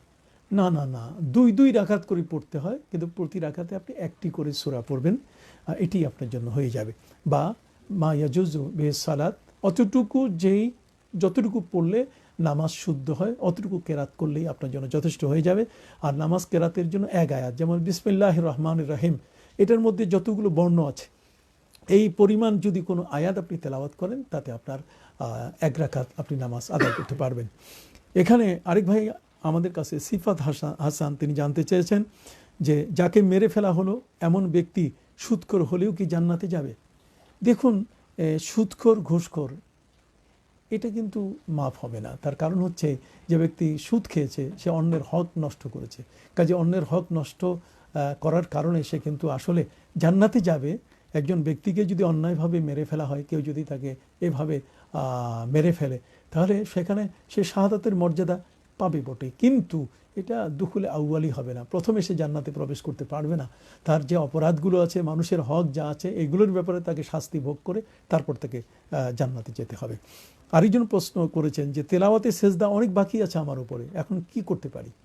কোরআনের যে তেলাওয়াতে সেজদাগুলো আছে 14 জায়গায়, এই তেলাওয়াতে সেজদাগুলো যদি কেউ এখনও মনে করেন একসাথে অনেক তেলাওয়াতে সেজদা বাকি আছে, তাহলে আপনি একসাথে উজু করে আপনি পরাপর একটি করে সেজদা, তার মানে একটা সেজদা কেবলামুখী হয়ে। তেলাওয়াতের সেজদা এটা নামাজের একটা অংশ, অর্থাৎ সেজদা হচ্ছে নামাজের অংশ। নামাজের কোনো অংশ, নামাজ আদায় করতে যতগুলো শর্ত আছে আরকান আহকাম, তেলাওয়াতের সেজদাও কিন্তু একই সব কিছু আছে। আপনাকে কেবলামুখী হতে হবে, পবিত্রতা অর্জন করতে হবে, আপনার জায়নামাজে দাঁড়াতে হবে, এই সবগুলো, জায়নামাজ বলতে গেলে তার মানে একটা পবিত্র স্থানে আপনাকে দাঁড়াতে হবে। এগুলো সব মেনটেন করে আপনি সেজদা করবেন, সেজদা করে উঠবেন, আবার দিবেন। আপনার যে কয়েকটা সেজদা, এই ওয়াজিব সেজদাগুলো অবশ্যই আপনি তাড়াতাড়ি আদায় করে নেবেন। আরেকজন ভাই লন্ডন থেকে আমাদের কাছে জানতে চেয়েছেন, জনাব মোহাম্মদ ইয়াকুব হুসাইন, আমি ধন্যবাদ জানাচ্ছি। লন্ডন থেকে আপনি জানতে চেয়েছেন যে সৌদি আরবের উপরে ভিত্তি করে আমরা রোজা রাখতে পারবো কিনা। হ্যাঁ, আপনারা পারবেন, যেহেতু সৌদি আরব থেকে আপনার পশ্চিমাঞ্চলে আছেন, কাজে সৌদি আরবের চাঁদ এটা আপনাদের জন্য প্রযোজ্য। তার কারণ সৌদি আরবে যে চাঁদটা দেখা যায় তার প্রতি 59 মিনিট পর পর এই চাঁদের কিন্তু উদয়ন এর পরবর্তীতে পশ্চিমে যারা আছেন তাদের দিকে হয়। অতএব আপনি লন্ডনে যেখানে অবস্থান করছেন অবশ্যই এটা আপনি সৌদি আরবের চাঁদ দেখে আপনি রোজা পালন করবেন, আপনি ঈদও পালন করবেন। এখানে আরেকজন বলছেন যে হুজুর আপনার কিতাব নিতে চাই।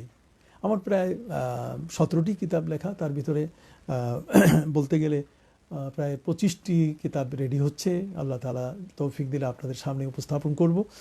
করোনা ভাইরাসটি গেলে আপনার যোগাযোগ করলে ইনশাল্লাহ এই কিতাবগুলো খুবই দরকার, আপনাদের কাছে থাকা উচিত। আমি মনে করি এই যত কথা বলছি যতগুলো সব কিন্তু আমার কিতাবে আছে। আজকের যে রোজা রমজান নিয়ে কথা বলছি তার উপরে কিন্তু আমার নিজের লেখা কিতাব, পবিত্র মাহে রমাদান ও সিয়াম সাধনা। এই কিতাবগুলো আমি আপনাদের প্রয়োজনে আপনাদের জন্য আমি লিখেছি। আল্লাহ যেন আমাকে এর জাযায়ে খায়ের দান করেন, আপনারা যেন পড়েন, আপনারা পড়লে আমি আরও বেশি উপকৃত হব। আমার কাছে আরেকজন জানতে চেয়েছেন, সেটা হচ্ছে আলামিন কুতুব সাহেব, যদি কেউ সফরে যায় এবং রমজানে যদি সফর থেকে ফিরে আসে তাহলে কি রোজা রাখতে হবে? হ্যাঁ, আপনি রোজার মাসে যখন ফিরে এসছেন, আপনি মনে করুন রমজান মাসে উমরায় আপনি সৌদি আরবে চলে গেছেন প্রথম সপ্তাহে, আবার ফিরে আসছেন, তাহলে এই সৌদি আরবে থাকা অবস্থায় আপনি রোজা পালন করেছেন, ফিরে এসে আপনি আপনার দেশে যেহেতু রোজার মাস আছে কাজে আপনি রোজা অবশ্যই, সৌদি আরব কেন, আপনি অন্য কোনো দেশে আপনি গেছেন অথবা সফরে কোনো দূরত্বে আপনি চলে গেছেন, আপনি রোজা রাখতে পারেন নাই, যখনই আপনি ফিরবেন রমজান মাস আপনি ঘরে ফিরলে এই ফরজ রোজার মাস হওয়ার কারণে আপনার উপরে সেই রোজা অবশ্যই অত্যাবশ্যক ফরজ, এটা আপনাকে আদায় করতে হবে। আরেক ভাই আমাদের কাছে জানতে চেয়েছেন, জনাব হিজবুল্লাহ আজিজুল হক, তিনি জানতে চেয়েছেন তারাবিতে প্রতি 4 রাকাত অন্তর দোয়া পড়লে কি সওয়াব হবে? হ্যাঁ, পড়লে তো অবশ্যই সওয়াব হবে, কে বলে? তবে দোয়া পড়বেন দোয়ায় মাসুর যেগুলো, আর আমরা যে দোয়া পড়ি সুবহানাজিল মুলকি ওয়াল মালাকুত, আপনি এটা পড়বেন। এ সমস্ত দোয়া কিন্তু যদিও সাধারণ আমরা দেখি যেগুলো হাদিসের মধ্যে এটার সবুত তেমন একটা নাই, কিন্তু তারপর আউলিয়া একরাম, এটা পীর মাশায়েখ, আল্লাহর অত্যন্ত মুকাররাবিন বান্দা যারা, তারা কিন্তু এগুলো আমাদের জন্য করেছেন যাতে ওই সময়টুকু আমাদের নষ্ট না হয়। আমরা জানি, এর আগেও আমরা আলোচনা করেছি যে কাবা ঘরের সামনে সাহাবা ইকরামের যুগে যখন এই তারাবির নামাজ হতো তখন কিন্তু এই 4 রাকাত পরে যে মাঝখানের বিরতিটা আসতো এই সময়টা তারা একটা তোয়াফ করতেন, তাহলে তোয়াফেও তো বিভিন্ন দোয়া তারা পড়তেন। তো কাজেই অবশ্যই আপনি যে দোয়াই পড়েন দোয়ার মধ্যে তো প্রার্থনা থাকে, সওয়াব তো পাবেনই, কিন্তু সেই প্রার্থনাটা যেন আল্লাহর কাছে কবুল হয়, অবশ্যই আমরা সেটা দোয়া করছি। আরেকজন আমাদের কাছে জানতে চেয়েছেন, জনাব মোহাম্মদ রুকনুদ্দিন, তিনি জানতে চেয়েছেন সিজদায় গিয়ে দরুদ শরীফ পড়া যাবে কিনা। দেখুন, সেজদার জন্য কিন্তু মাসুর এবং মাসনুন দোয়া আছে। আমরা যেগুলো পড়ি সুবহান রাব্বিয়াল আলা, এটা কিন্তু মাসনুন, এটা নবী করিম সাল্লাল্লাহু আলাইহি ওয়াসাল্লাম থেকে সাব্যস্ত। কাজেই আপনি সালাতুল হাজাত যদি পড়তে চান তাহলে সেখানে আপনি দরুদ শরীফ পড়বেন, সেখানে আরও কিছু দোয়া থাকলে আপনি পড়বেন, কিন্তু আপনি সাধারণত সেজদার মধ্যে, এটা যে কোনো নামাজই হোক না কেন, আপনি সেজদার মধ্যে আপনি সেখানে দোয়ায়ে মাসুর যেগুলা, দোয়ায়ে মাসনুন যেগুলো নবী করিম সাল্লাল্লাহু আলাইহি ওয়াসাল্লাম থেকে সাব্যস্ত যেগুলো, সেগুলোই পড়বেন। বাকি যদি কোনো ব্যক্তি এমন আছে যে তিনি নামাজ পড়া সেরে তারপরে একটি সেজদা দিতে গিয়ে তার যত কিছু হাজত এটা পূর্ণ করতে দরুদ শরীফ পড়লেন, এটা জায়েজ আছে, এটা না জায়েজ নয়। আরেকজন আমাদের কাছে জানতে চেয়েছেন, জনাব শফিক সোহেল, এই ভাই আমাদের কাছে জানতে চেয়েছেন যে তারাবি না পড়লে গুনাহ হবে কিনা। অবশ্যই গুনাহ হবে। তারাবির নামাজ হচ্ছে সুন্নত আইনিন মুআক্কাদাতুন, এটা হচ্ছে সুন্নতে মুআক্কাদা। আর সুন্নতে মুআক্কাদা এগুলো কিন্তু হাদিস দ্বারা সাব্যস্ত। আর হাদিসে মাশহুর দ্বারা যখন কোনো কিছু সাব্যস্ত হয়, এটা কেউ যদি তরক করে তাহলে কিন্তু তার গুনাহ হবে। কিয়ামতের ময়দানে নবী করিম সাল্লাল্লাহু আলাইহি ওয়াসাল্লাম হাউজে কাউসারের থেকে তিনি তাকে তাড়িয়ে দিবেন, সোহকান সোহকা, সরো সরো, তোমরা আমি যেটা তোমাদের কাছে এনেছি সেটা তোমরা পালন করো নাই। আমাদের কাছে এই কারণেই তো একদল মানুষ, তারা কিন্তু এই সুন্নাহ থেকেও আমাদেরকে দূরে রাখতে চায়। আপনারা খবরদার এই সুন্নাহ থেকে দূরে থাকবেন না। এবং আমি মনে করি যে আপনি অবশ্যই এই তারাবির নামাজের মতো এমন একটি সুন্নতে মুআক্কাদা, এটা আপনি অবশ্যই আদায় করবেন। রমজান মাস চলে গেলে তো আর 11 মাস নাই, আপনি পাবেন কোথায়? রোজার পরে কি আর কোনো এই তারাবির নামাজ আছে? কাজেই আপনি পড়ার চেষ্টা করবেন। আরেক ভাই রেজাউল করিম, তিনি জানতে চেয়েছেন নামাজে বারবার উজু নষ্ট হয়ে গেলে কি বারবার উজু করতে হবে? আমি একটু বেয়াদবি করছি, দুঃখের সাথে বলতে চাই, আপনাদের অনেকেরই প্রশ্ন আছে বিরাট লম্বা, কিন্তু এই প্রশ্নটিকে আমি ছোট করে নিয়েছি যাতে আপনার মূল উদ্দেশ্যটা এই প্রশ্নের মধ্যে প্রকাশ পায়। তো এখানে রেজাউল করিম সাহেব তিনি বলছেন যে বারবার উজু নষ্ট হয়ে যায়, এখন বারবার কি উজু করতে হবে? না, যদি বারবার উজু নষ্ট হয়ে যায়, এই ধরনের কোনো রোগ যদি হয়ে যায়, তাহলে আপনার জন্য নিয়ম হচ্ছে আপনি ওই এক ওয়াক্ত নামাজের জন্য একবারই উজু করবেন। ওই এক উজুতেই আপনি সুন্নত, ফরজ, নফল, ওয়াজিব একসাথে আপনি পড়তে পারবেন। বারবার প্রতি রাকাতের জন্য উজু করার কোনো প্রয়োজন নেই। অনুরূপভাবে আমাদের কাছে জনাব মাসুক রেজা জানতে চেয়েছেন ইসলামে ছোঁয়াচে রোগ বলতে আছে কিনা। হ্যাঁ, আমরা তো এতদিন যাবত এটি আলোচনা করছি যে এই করোনা ভাইরাসের মতো এমন একটি রোগ যেখানে ফিজিক্যাল ডিস্টেন্স, শারীরিক দূরত্বের কথা বলা হচ্ছে, এবং নবী করিম সাল্লাল্লাহু আলাইহি ওয়াসাল্লাম নিজেও বলছেন লা ইউরিদু মুসিহুন আলা মুমরিদিন বা লা ইউরিদান্না মুমরিদুন আলা মুসাহিন। নবী করিম সাল্লাল্লাহু আলাইহি ওয়াসাল্লাম বলছেন যে অসুস্থ উটগুলোর সাথে তোমরা কখনো সুস্থ উটগুলোকে নিও না, সুস্থ উটগুলো যেখানে পানি পান করে সেখানে অসুস্থ উটগুলোকে নিও না। তাহলে এর দ্বারা বোঝা গেল যেটা ছোঁয়াচে। আর অপর দিক থেকে নবী করিম সাল্লাল্লাহু আলাইহি ওয়াসাল্লাম তিনি নিজেও বলেছেন যখন কোনো জায়গায় এই ধরনের মহামারী সৃষ্টি হয়, তোমরা আক্রান্ত এলাকার মানুষরা বাইরে যাবে না, বাইরের যারা তারা ভিতরে যাবে না। হযরতে আমর ইবনে আস রাদিয়াল্লাহু তাআলা আনহু মহামারী হলে তিনি তার নিজের যারা আছে সবাইকে তিনি এলাকার মানুষগুলোকে এই লকডাউন যেটাকে বলি আমরা, তার মানে পাহাড়ের উপরে তুলে দিয়েছিলেন যে তোমরা আর এখন এক জায়গায় থাকবে না। সেখানে ফিজিক্যাল ডিস্টেন্স, সামাজিক দূরত্ব সৃষ্টি করে দেওয়ার কারণে তিনি এবং তার আদেশ যারা মান্য করেছেন তারা কিন্তু বেঁচে গেছিলেন। ঠিক অনুরূপভাবে আরেক ভাই আমাদের কাছে জানতে চেয়েছেন যে তারাবির নামাজ কি নফল? না না, এই নফল শব্দটা বলেই কিন্তু সব বিভ্রান্তি সৃষ্টি করা হচ্ছে। আমাদের বিভিন্ন মিডিয়াগুলোতে একদল ব্যক্তি বলছে এটা নফল, আর নফল বলতে গেলে এমন একটি নফলে নিয়ে তারা উপনীত করছে যে একেবারে এশার নামাজের এই এমন একটা হালকা নফল যেটা বসে বসে পড়া যায়। এ কারণে তো ওই যে হাতে কোরআন রেখে দেখে দেখে পড়া যাবে কিনা এই প্রশ্নগুলো তারা তুলেছেন, এটাকে এই এতটুকু নিম্নে আনার কারণে। না, এটি নফল নয়, এটা সুন্নতে মুআক্কাদা। নবী করিম সাল্লাল্লাহু আলাইহি ওয়াসাল্লাম বলেছেন ইন্নাল্লাহা ফারাদা আলাইকুমুস সিয়াম ওয়া সানানতু লাকুমুল কিয়াম। আল্লাহ তাআলা তোমাদের উপরে রোজা ফরজ করেছেন আর আমি তোমাদের উপরে এই কিয়াম তারাবির নামাজটাকে আমি সুন্নত করলাম। এটা নবী করিম সাল্লাল্লাহু আলাইহি ওয়াসাল্লামের ভাষায় অতি স্পষ্টভাবে আছে। কাজে এটাকে নফল বলার সুযোগ নেই।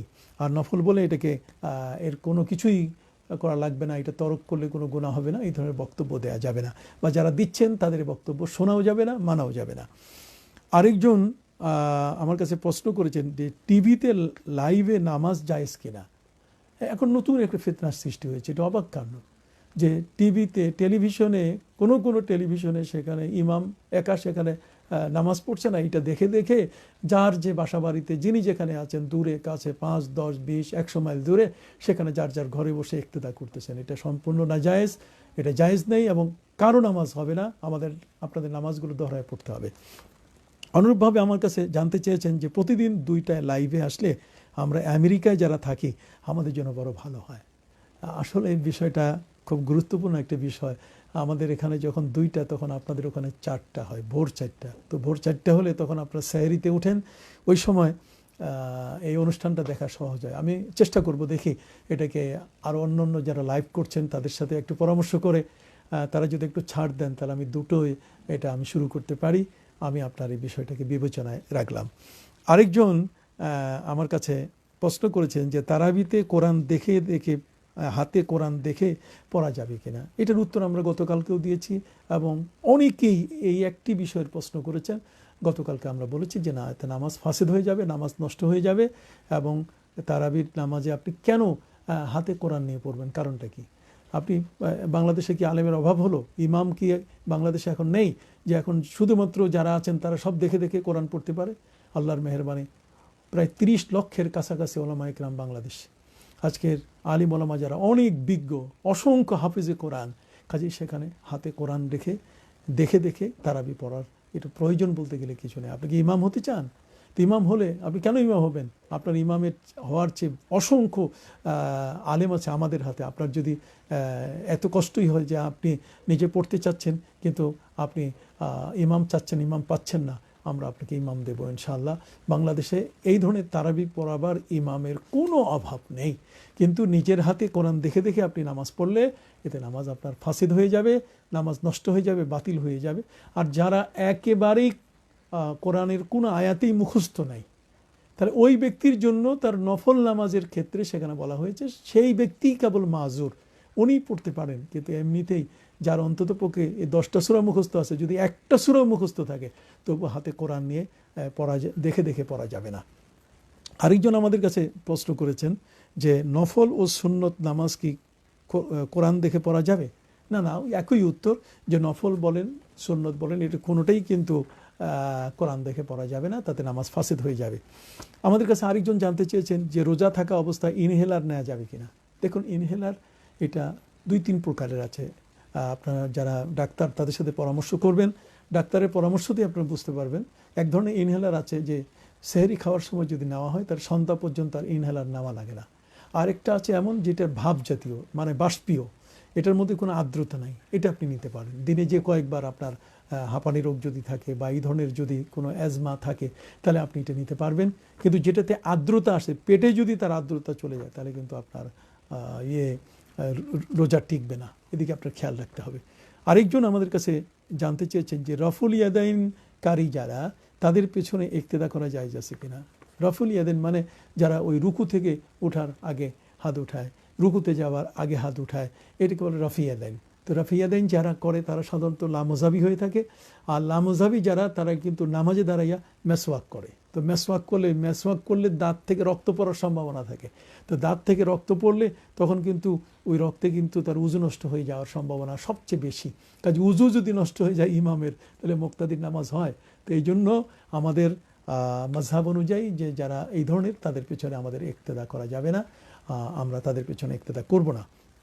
অনুরূপভাবে আরেকজন আমার কাছে প্রশ্ন করেছেন যে একজন আহলে হাদিস ভাই বলেছেন যে বেতের 3 রাকাত পড়তে 2 রাকাতে বসা লাগবে না।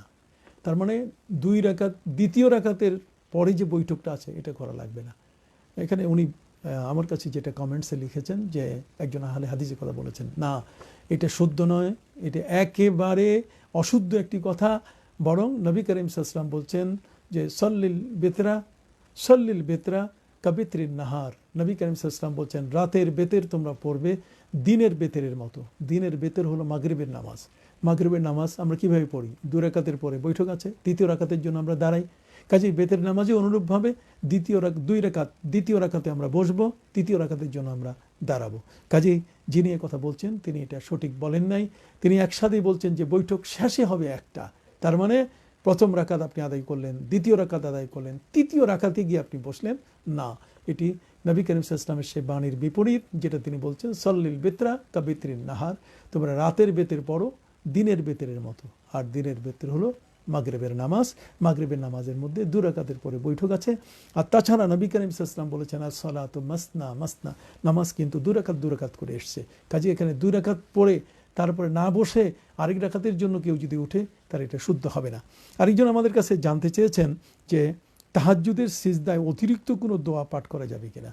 আমি আগেও বলেছি যে যে কোনো সিজদা এর ক্ষেত্রে দোয়ায়ে মাসুর, দোয়ায়ে মাসনুন যেগুলো, সুবহান রাব্বিয়াল আলা, আপনি একবার কেন 100 বার সেখানে পড়তেই থাকেন, আপনি এটা পড়তে পারবেন। অন্য নিজের পক্ষ থেকে এগুলো না পড়াই এটা উচিত এবং পড়া যাবে না। আমি এটা বলছি এই কারণে, যেহেতু যেখানে দোয়ায়ে মাসুর আছে সেখানে আপনি নিজের পক্ষ থেকে দোয়া করবেন কেন?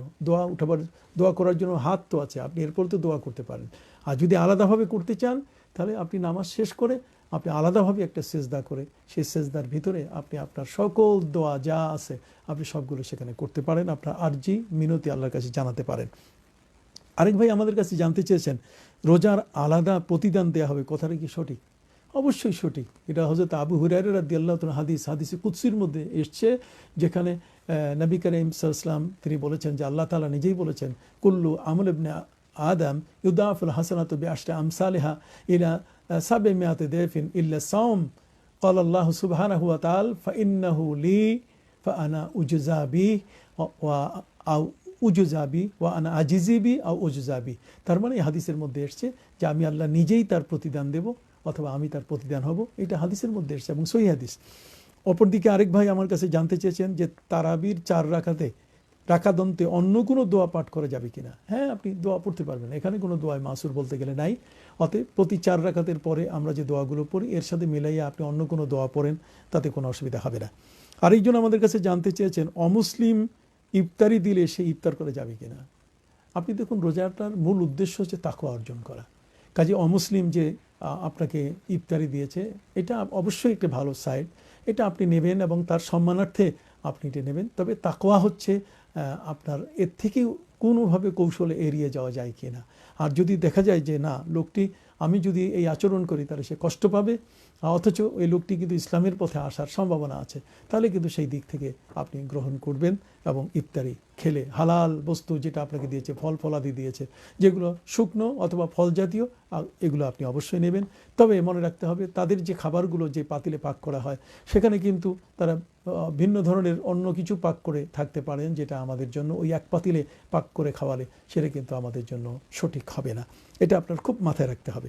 আরেকজন আমার কাছে জানতে চেয়েছেন রোজা রাখা অবস্থায় অসুস্থ হলে ঔষধ খাওয়া যাবে কিনা। হ্যাঁ, রোজা রাখা অবস্থায় যদি অসুস্থ হয়ে পড়েন, কোনো মতেই আর তিনি সন্ধ্যা পর্যন্ত সূর্যাস্ত পর্যন্ত যেতে পারছেন না, তাহলে অবশ্যই তিনি ওষুধ খেয়ে নেবেন।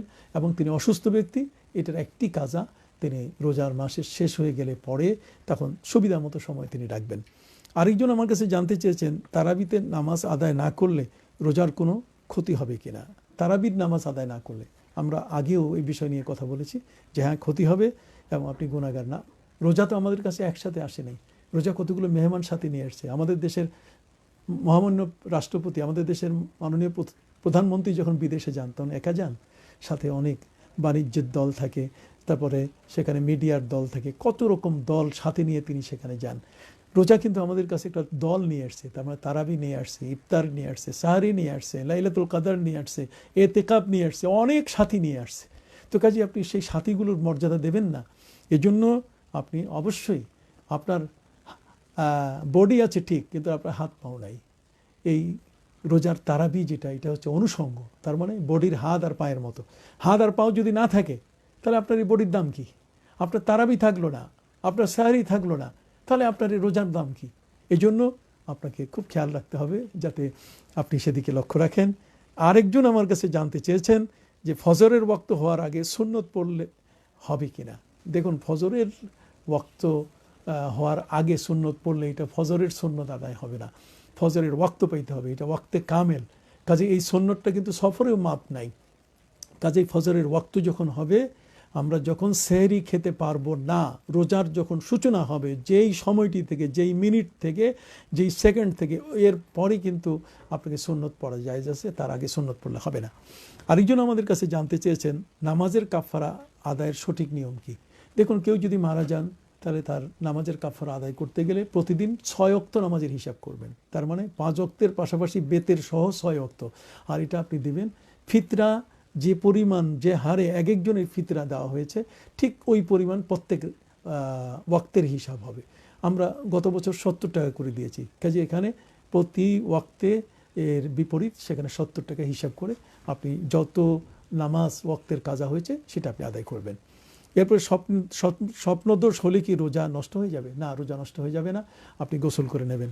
কেউ যদি সৌদি থেকে 30তম রোজা রেখে বাংলাদেশে আসে, এসে দেখলো বাংলাদেশে 30তম রোজা চলছে, তাহলে সে কি করবে? হ্যাঁ, তিনি অবশ্যই সৌদি আরবে 30টি রোজা পালন করার পরে যদি এখানে এসে দেখে, তাহলে এই লোকাল এখানে রোজা চলছে, তিনি এখানকার বাসিন্দা অনুযায়ী এখানে সেই লোকাল নিয়ম অনুযায়ী তাকে এই রোজা পালন করতে হবে। তাকে এখানে কোনো অবস্থাতেই বেরোজগার থাকা যাবে না। আরেকজন আমার কাছে জানতে চেয়েছেন যে রোগ থাকা অবস্থায় কেউ অসুস্থ হয়ে পড়লে সে কি ওষুধ খেতে পারবে? আমরা এটার উত্তর দিয়েছি। রোজা রেখে কেউ যদি গালাগালি করে, তাহলে তার রোজা হবে কিনা? এ সম্পর্কে নবী করিম সাল্লাল্লাহু আলাইহি ওয়াসাল্লামের পুরো হাদিস রয়েছে। নবী করিম সাল্লাল্লাহু আলাইহি ওয়াসাল্লাম বলছেন, মাল্লাম ইয়াদা কাউলা যুর ওয়াল আমালা বিহি ফালাইসা লিল্লাহি হাজাতুন আইয়াদা তাআমাহু ওয়া শারাবা। অতএব যে ব্যক্তি রোজা রেখে গালাগালি করলো, বাজে কথা বলল, সেই ব্যক্তির রোজার আল্লাহর কোনো প্রয়োজন নাই। আমরা এই কাজটা কখনোই করব না। আরেকজন আমার কাছে প্রশ্ন করেছেন যে নামাজে আমি নিয়ত করেছিলাম এতেকাফ করব, এখন করোনার কারণে পরিস্থিতি খারাপ, সেক্ষেত্রে আমি কিভাবে আমার এই আশাটা পূর্ণ করতে পারি? দেখুন, যেহেতু যাওয়া যাচ্ছে না মসজিদে, কাজে আপনার ঘরেই আপনি এতেকাফের ব্যবস্থা করবেন। আপনার ঘরে একটা নিরিবিলি একটা জায়গায়, এমনি তো মহিলারা ঘরে তারা এতেকাফ করবে, আর আমরা এতেকাফ করব মসজিদে। এখন মসজিদে যেহেতু কোনো মতেই সম্ভব হচ্ছে না, এখানে ওজোর সৃষ্টি হয়ে গেছে, কাজে সেক্ষেত্রে আপনার এতেকাফ আপনি নিজের ঘরে আপনি এটা পালন করতে পারবেন, কোনো অসুবিধা হবে না। আরেকজন প্রশ্ন করেছেন, কেউ যদি উজু অবস্থায় ইনসুলিন নেয় বা ডায়াবেটিস চেক করেন, তাহলে কি উজু যাবে? না ভাই, এতে উজু যাবে না। ডায়াবেটিসের সাধারণত আঙ্গুলের থেকে এক ফোঁটা রক্ত যেটা গড়িয়ে পড়ে না, ঠিক অনুরূপভাবে ইনসুলিন নিজের চামড়ার গোশতের ভিতরে যেটা নেওয়া হয়, এতেও কিন্তু উজু নষ্ট হবে না। উজু করার পরে যদি এগুলো গ্রহণ করা হয়, তাতে উজুর কোনো ক্ষতি হবে না। এরপরে আরেকজন বলছেন, সহু সেজদা কখন দিতে হয়? রুকু সেজদা ভুলে গেলে সহু সেজদা দিতে হবে কি? সহু সেজদা হচ্ছে নামাজের ভিতরে কোনো ওয়াজিব যদি তরক হয়। রুকু করা কিন্তু ফরজ, নামাজে সেজদা করা কিন্তু ফরজ। অতএব রুকু এবং সেজদা এই ফরজ যদি কেউ আদায় না করে, তাহলে নামাজই হবে না। কিন্তু একজন ব্যক্তি যদি ওয়াজিব তরক করে, নামাজের যে সমস্ত ওয়াজিব রয়েছে সেই ওয়াজিবগুলো, যেমন সে একটা সূরার সাথে আরেকটা সূরা মিলানো, এটা ওয়াজিব। সূরা ফাতিহার সাথে আরেকটা সূরা মিলানো ওয়াজিব, কিন্তু মিলাই নাই, তা না মিলানোর কারণে তাকে সহু সেজদা করতে হবে। আরেকজন জানতে চেয়েছেন যে রোজার নিয়ত কি নবী করিম সাল্লাল্লাহু আলাইহি ওয়াসাল্লাম করেছেন, কোনো হাদিস আছে? দেখুন, আমি তো এর আগেই আপনাকে অসংখ্য দলিল দিয়ে বললাম যে ইন্নামাল আমালু বিন্নিয়াত, সমস্ত কাজের, ভালো কাজের মুকুট হচ্ছে, সমস্ত ইবাদতের মুকুট হলো নিয়ত। কাজে খুদ নবী করিম সাল্লাল্লাহু আলাইহি ওয়াসাল্লাম নিয়তের কথা বলে তিনি নিজে নিয়ত করেন নাই, এটা আমরা কীভাবে বলতে পারি? নবী করিম সাল্লাল্লাহু আলাইহি ওয়াসাল্লাম নিজের তিনি বলেছেন সেই মিম্বারে দাঁড়িয়ে, ফামান কানাত হিজরতুহু ইলাল্লাহি ওয়া রাসূলি, যদি কেউ আল্লাহ এবং আল্লাহ রসুলের দিকে হিজরত করে। এর আগে নবীজি বলছেন, ওয়া ইন্নামা লিকুল্লি ইমরিইম মা নাওয়া, প্রত্যেকটি মানুষ তার কাজে যে যেমন নিয়ত করবে ঠিক সেভাবেই সে পাবে। নবী তার ব্যাখ্যা দিয়ে দিলেন, আর সেই ব্যাখ্যা দিতে গিয়ে তিনি বললেন, যদি আল্লাহ এবং আল্লাহ রসুলকে পাবার নিয়ত করে, সে আল্লাহ এবং আল্লাহ রসুলকে পাবে। ওমান কানাত হিজরতুহু ইলা দুনিয়া, আর কেউ যদি দুনিয়া পাবার জন্য, আও ইলা ইমরাআতিন ইয়ানকিহুহা, আর কোনো নারী, কোনো কাউকে বিবাহ করার জন্য যদি সে হিজরত করে, কোথাও যদি এই নিয়তে সে যায়, তাহলে হিজরতুহু ইলা মা হাজারা ইলাই, তাহলে সে যা করেছে তাই সে পাবে। তাহলে আমরা এর দ্বারা, যিনি প্যারা নবী রাসূল করিম সাল্লাল্লাহু আলাইহি ওয়াসাল্লাম নিয়তের কথা বললেন, অবশ্যই তিনি এই নিয়ত করেছেন এবং নিয়তের মাধ্যমে তিনি রোজা পালন করেছেন। সেই দর্শক, অনেক লম্বা সময় ধরে আপনারা আমার সাথে থাকলেন। এই সময়টিতে আমি আপনাদেরকে অভিনন্দন জানাচ্ছি, আরও আপনাদেরকে ধন্যবাদ জানাই। আপনারা আমার সাথে যুক্ত হবেন, আমরা নিজেরা সুন্দর করে কোরআন এবং সুন্নাহ এবং আমাদের সত্যিকার অর্থে সত্য এবং যেগুলো আমাদের জীবনের জন্য একান্ত প্রয়োজন, এই বিষয়গুলো আলোচনা এবং এই প্রশ্নগুলোর উত্তর নিয়ে আমরা যেন প্রত্যেকেই ভালো আমল করতে পারি, নেক আমল করতে পারি। এই রমজান হোক আমাদের তাকওয়ার জন্য, অনুশীলনের জন্য একটি সবচেয়ে বড় মাধ্যম, আল্লাহ প্রাপ্তির একটি মাধ্যম। রোজা রমজানের এই মুহূর্তে আল্লাহ পাক রব্বুল আলামিন আমাদেরকে যেন মহামারী করোনা ভাইরাস থেকে, গণহারে মৃত্যু হচ্ছে এর থেকে, বিশ্ববাসীকে, বিশ্ব মুসলিমকে আল্লাহ যেন হেফাজত করেন। দুরূদ শরীফ পড়ি। আল্লাহুম্মা সাল্লি আলা সাইয়্যিদিনা ওয়া নাবিয়িনা ওয়া শাফিয়িনা ওয়া হাবিবিনা ওয়া মাওলানা মুহাম্মদ সাল্লাল্লাহু আলাইহি ওয়া আলা আলিহি ওয়া সাহবিহি ওয়া বারাকা ওয়া সাল্লাম। আল্লাহুম্মা আমিন। রব্বানা যালামনা আনফুসানা ওয়া ইল্লাম তাগফির লানা ওয়া তারহামনা লানাকুনান্না মিনাল খাসিরিন। আয় বারগাহে এলা মাবুদ মাওলা, আজকের এই মুহূর্তে আমার সাথে যারা যুক্ত হয়ে আমরা আজকের এই তাকওয়া এবং নিয়ত সংক্রান্ত বিষয়ে এবং প্রশ্ন উত্তরের যে বিষয়গুলো আমরা জানতে পারলাম, আল্লাহ আপনি কবুল ও মঞ্জুর করে নেন। মাহে রমাদান আমাদের জীবনে বারবার যেন আসে, আল্লাহ আপনি ব্যবস্থা করে দেন।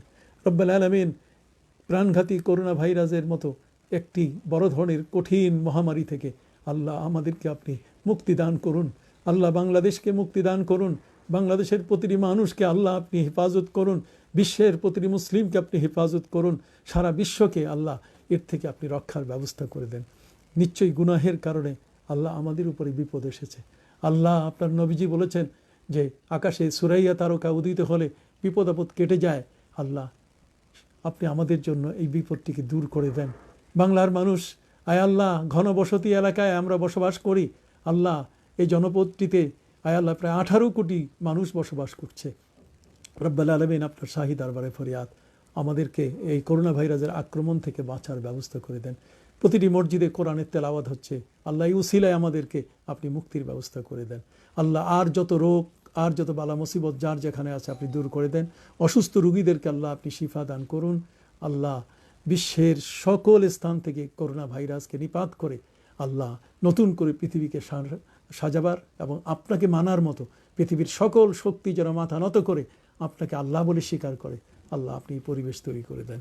আমাদের মা বাবা আপনজন যারা কবরে, রব্বির হামহুমা কামা রব্বায়ানি সগীরা, করোনায় আক্রান্ত হয়ে যারা দুনিয়া থেকে বিদায় নিয়েছেন মুসলমান, তাদেরকে আপনি শাহাদাতের মর্যাদা দান করুন।